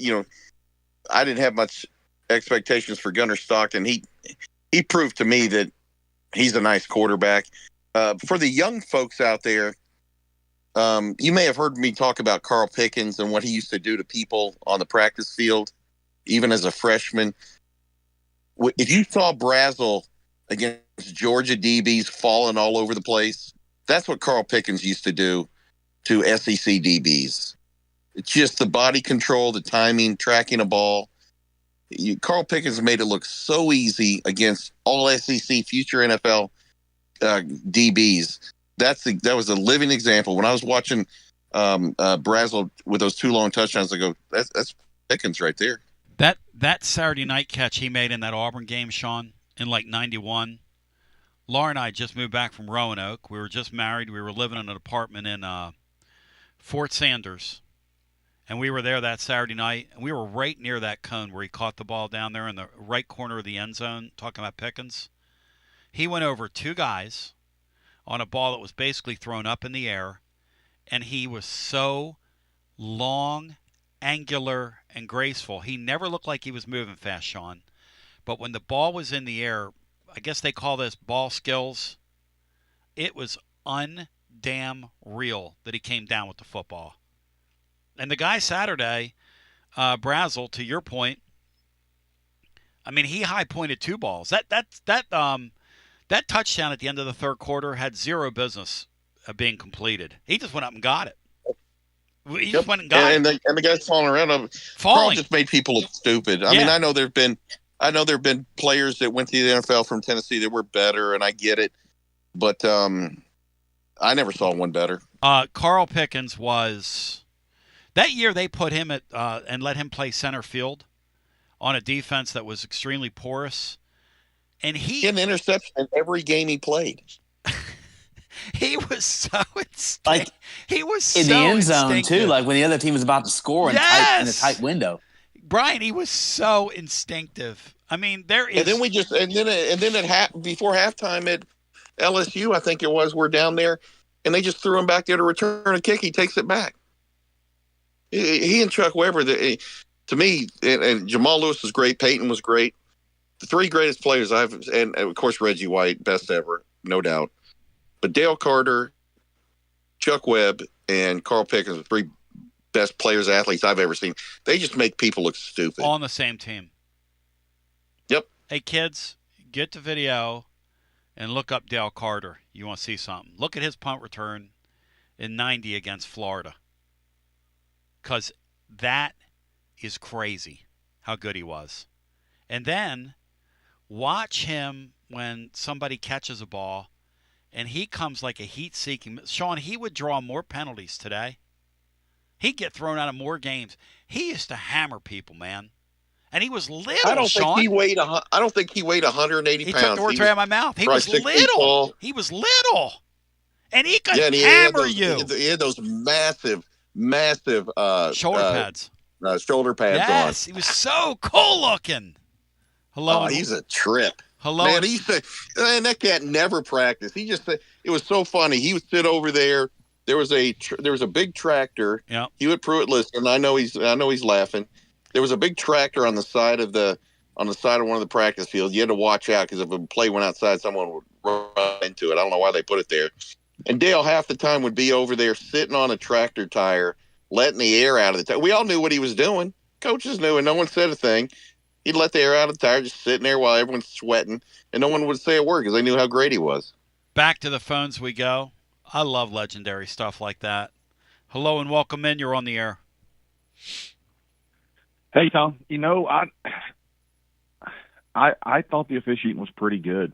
I don't think I can complain about the officiating. The pass interference that everybody's talking about that was out of bounds, it was a terrible call. But I mean, there's arguments that Brazel pushed off on the last touchdown he caught and put the guy on the ground. I mean, he goes up and he gives him a little shove to the shoulder. Now, it's probably not PI, but it's close enough. The Georgia kid might have pushed off a little. Yeah, you know what I like, Rusty? They're not calling that in college ball right now. They're letting out all that hand fighting, and I think it makes the game better. Let the kids settle it. It does. Let them play. Yep. I mean, if it needs to be, if you dislodge the guy or you totally restrict the guy, fine. But stuff like that, they're letting them play. The only difference in penalties really was they didn't false start on the road with our crowd. Bizarre. Or have an illegal snap, and we had both. We had two.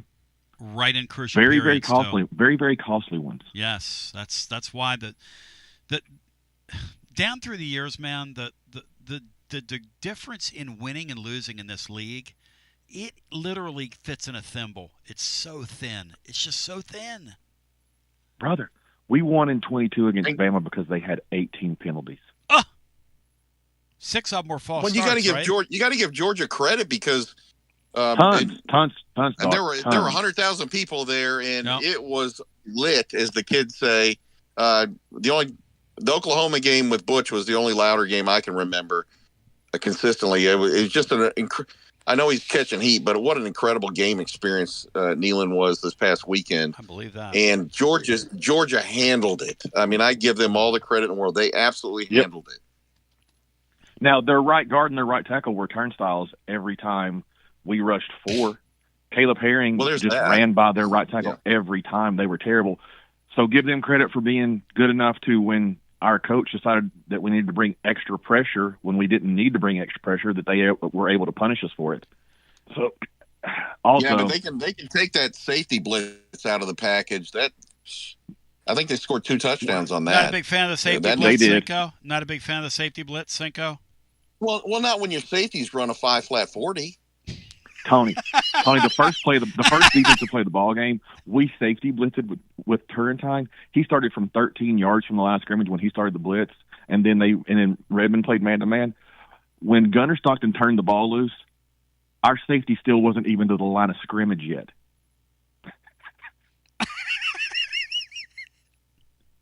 That was like, do you know how stupid some that of those is? DBs we had back in the day that wouldn't even be in the damn picture, like when you're watching the highlights back. Yeah.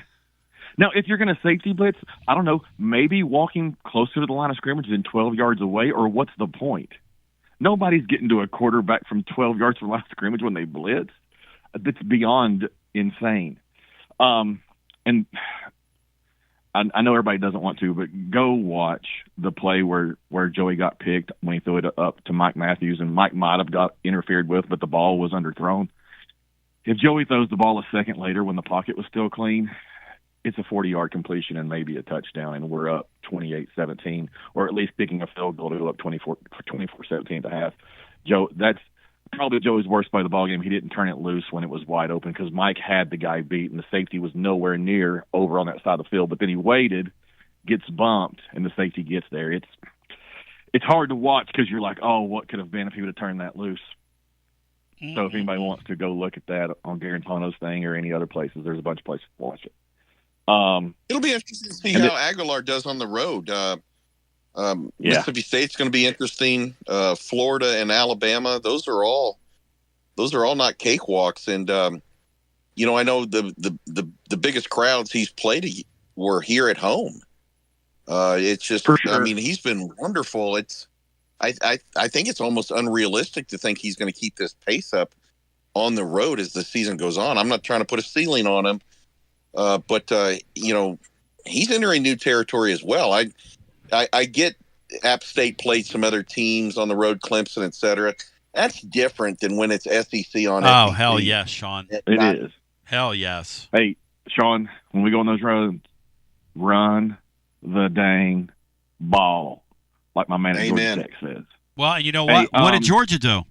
Georgia ran the damn ball. They took the crowd out of the game doing that. 55 runs to our 24, and we averaged more than they did per carry. But they said, we're going to do it, and we're going to do it. And if it gets 2 yards, we're going to do it again, and it's going to get 5, and we're going to do it again. It might get 1, and then we're going to do it, and it's going to get 20. We're not going to stop. They just kept pounding that ball. Run the damn ball. Hey, and lastly, my buddy who's the biggest stats nerd guy there is, love him with all of my heart. You guys know him. You've had him on, Jordan. He's the best. He took time to go see on like 10 of the plays where we do the lay down lineman and 10 where we don't. The average time on the ones where we lay down is 11 minutes between him going down and the kickoff, and it's 4 without doing it. So it's 7 extra minutes we gain on average. Wow. Well, I'll be quiet then. There you got data to back it up. So that's pretty crazy, but I think there is some validity that it might rub officials the wrong way and occasionally harm us when there's a judgment call. Yeah, it would piss me off because there's really nothing they can do about it. And those officials, they want to get home as soon as they can. Exactly. They want their paycheck and the game to be over. Exactly. They don't want to be standing around 3 times the ball game for an extra 7 minutes. That's a damn good point right there. Thank you, Russ. Well, they're not dumb. They're not dummies over there. I mean, No. Heupel's not a dummy, and they've got 400,000 people in the support staff. So I'm sure there are people they've analyzed that, and they find that's an advantage for them somehow. So I don't know. I'm partly poking fun at it. So here's what somebody told me that say they know the procedure here. Laydown lineman typically takes place when no commercial break is scheduled. Head coach or staff member. How would you know that? Well, listen, the head coach or staff member is informed during the game that a break is not occurring after a quick scoring drive. Okay. And so they'll tell the guy to get on the ground at that point. Well, there you go. Thanks for the info. I didn't know all that. That's interesting. I didn't either. Let's go back to our phones. I'm willing to learn, as the old song goes. Tower of Power. Hello and welcome in. You're on the air. Hey, Tony. How are you all doing today? Doing great, my brother, on the TLD Logistics Overdrive Overtime. Oh, just got to give a shout out there. I come through West Virginia there a couple hours ago, come through George Cafago's hometown. Oh, bad news, Cafago. Shout him out. Had a sign that said home of George Cafago. Go. That's next level right there. What's the town? It was near Mount Hope, near Olive Hill, where Hank Williams, where they found him when he passed. Yep. It was somewhere in that area, but it was right near Mount Hope or Olive Hill. You know, Hank Williams basically died in downtown Knoxville, and they put him in the car and drove him. But bad news, Cafago is listed as being from Whipple, West Virginia. Whipple? Whipple, yep. Yeah, I didn't have a town sign. It had Cafago That's Road. Cool. That and then right below that sign, it said home of George Cafago. Cool. I bet you there are no Vandy fans living on that road to this day. They was two that had a moving truck. They tried to move in, and they were moving them out. There you go. When I come through. Because they will have some paranormal things happen to them if they try to move on George Cafago near his where he's from. I've got two suggestions. I'm sorry. Go ahead, John. Give me a Cafago story, Saint. This is great. So Mike Rollo and Tim Karen we got there so early that I've told this story before, but we got there so early before a game to set things up that we had this thing where they would set up a chili dog station for us to have because we couldn't leave or anything. So they would, in a crock pot, they'd have hot dogs and chili and some cheese and whatever. And so anyway, George Cafago comes down and he's making himself a chili dog, and he's bent over, and it was right by the bathroom. And the late great Jason Ledbetter, good friend of Coach Keith, Pungy, we used to call him. Pungy comes out of the bathroom and drives that doorknob straight into Coach Cafago's backside. And Coach Cafago let loose four-letter words like I've never seen strung together before. You damn Punchy, blah, blah, blah, blah, blah. It was the best thing ever. That guy he was redlining 24/7. He hated Vanderbilt, and he was on. Go! He was the original Coach O on Red Bull. Oh, no doubt, no doubt. Can I got two suggestions. One, the lay down lineman. You know how you have your snow days? I think we need to come up with a sponsor for the lay down lineman, like the Sleep Institute or. That's a great idea. Yeah, it's as creative as your callers are. You know, there's going to be some great suggestions over the lay down lineman sponsor. Clinton Betting or something. Yeah, we'll figure it out, Brian. Yeah, and then the next. My next, Nico is entering the transfer portal, supposedly. Mark in Colombo wanted to pay for him to stay. You reckon Mark would want to round up some money? Maybe we can bring him back? Wait, what did you say? I was entering the transfer portal? I'd have paid him. I'd pay him. I'm not interested in the trade. What? I must have missed that. What happened? Mark in Columbus He's talking about wanted Nico. to pay him to stay. Oh, he Nico. wanted to pay Nico. Yeah, he wants to pay him to stay. Yeah. Sean, and, here's a question. Sean, here's a question. Who do you think Nico's father's talking to right now? Allegedly, there are teams they're visiting with. What's funny is the whole thing's going to come crashing down. He'll rationalize this. I guarantee you they're talking to Texas Tech with the money down there because it is all about the money. But why would Texas Tech want him? Why would anybody that wants to win want him? Well, you said who are they talking to? I don't think anybody wants him. Well, that's my question. My question is, where does he end up after this little charade they've pulled here? I'm being serious now. Like Fresno State, I'm being. If he was smart, he would go down to a group of 5 or whatever they call it now. Yes. To a pass-happy offense where the defenses are soft, and he would put up some huge numbers if he can. I'm not convinced he can. But if he could, to get back into the good graces, because right now he's just a laughing stock. Incredible. And to I agree with Sean. I can see him talking to someone like Louisville. Sure. If they don't want to compete. Well, it's interesting. Yeah, I agree with Sean. I would like to see him, just from the kids side of it, I'd like to see him go somewhere like Ole Miss with Lane Kiffin. He wouldn't. What about a Georgia Tech? They wouldn't want him. No, they have a better quarterback. I mean, they wouldn't pay him. Well, they don't They'd run an probably offense take him, but they're not for going to pay him him. like that. Apparently, Comrade Golish, I'm being told, yells "get down" in Russian. He used a Russian term for it. Nice. It's a Drago. He calls Drago. He falls like Drago in Rocky IV. Whipple, West Virginia, my brother. Whipple. Yeah, it's right outside of Beckley. If you hit 19. Yep. Right outside of Beckley, right before. Like here's something for you. Beckley and the New River Gorge. And I'm not. That's I'm not pretty cracking country. On, I'm not hey, that's cracking pretty on. country there. That's pretty country there, brah. Oh, gorgeous! I went up to from Beckley up to Masontown, West Virginia this morning, up near Morgantown. Yep.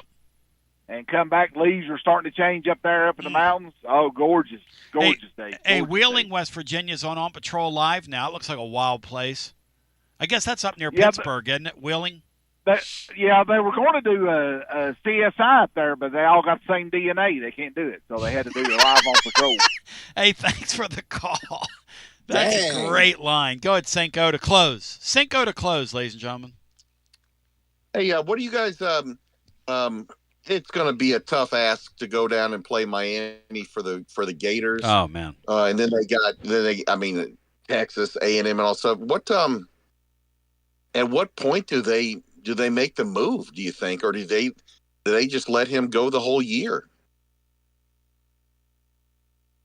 Because his saving grace was going to be DJ Lagway.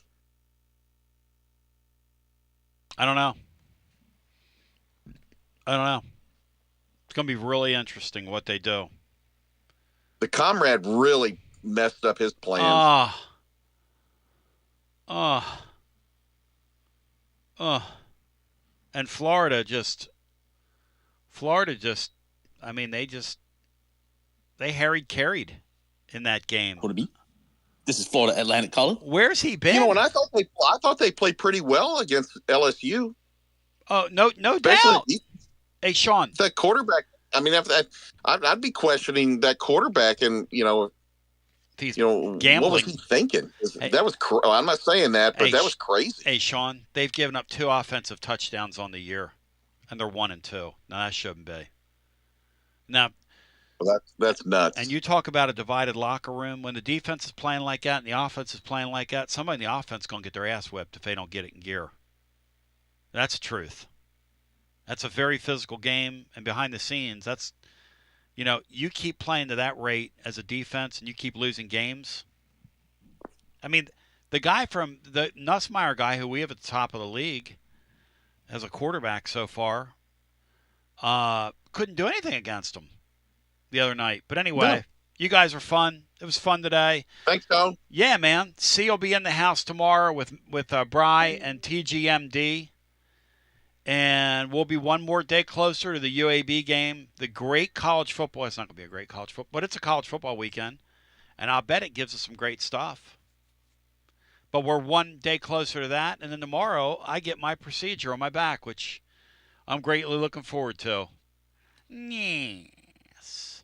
Yes. Yes. Till we meet again, for all those behind the scenes, I want to thank my friends at TLD Logistics. They're online at tldlogistics.com. I wish you love, and I wish you peace, and I wish you love and peace. Love and happiness. Love and peace. Peace, love, good vibes, all that great stuff. Gold Brick Joe, peace, love, good vibes, and all that great stuff. Hope you have a great day. Be blessed, and G to the B to the O. And Friday I'll be with Bino. Love it. All right, so for those of you following along, we'll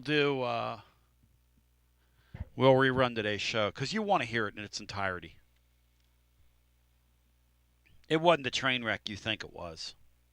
It's actually pretty good today. If I can say so myself, and I can say so myself. So let's go ahead and run today's show back for you and yours. Oh, man. I'll be so glad to get my deal done so I don't have to, what's the term here? So I can get back to sleeping. I miss sleeping. I'd recommend sleeping to anybody.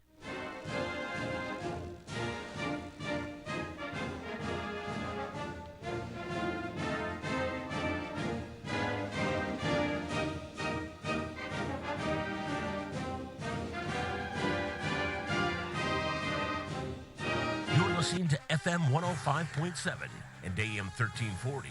WKGN Knoxville and W289CU Knoxville. Fan Run Radio. Fired up, focused, and prepared, ladies and gentlemen. Tony Basilio along with you. It is a Sean Sinclair Wednesday. Watson Brown went yesterday because he is doing something for his community. Oh, he is doing something for his community. Grab that speaker, would you please? He's doing something for his community. So he asked me if he could go yesterday, and I said, yes, Watson. I think we could work that out for you, my good buddy.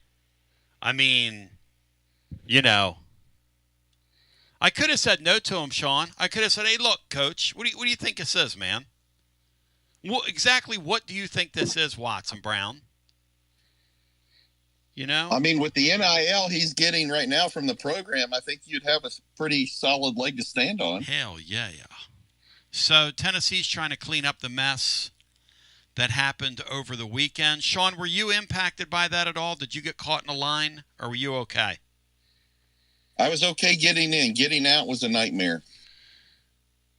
Yeah, they Well, I think the getting out, the problem was that there's usually a pattern of getting out where some people will leave early, then some people will do that, but it was such an abrupt end to the game. Yeah. And everybody just wanted to get out of there.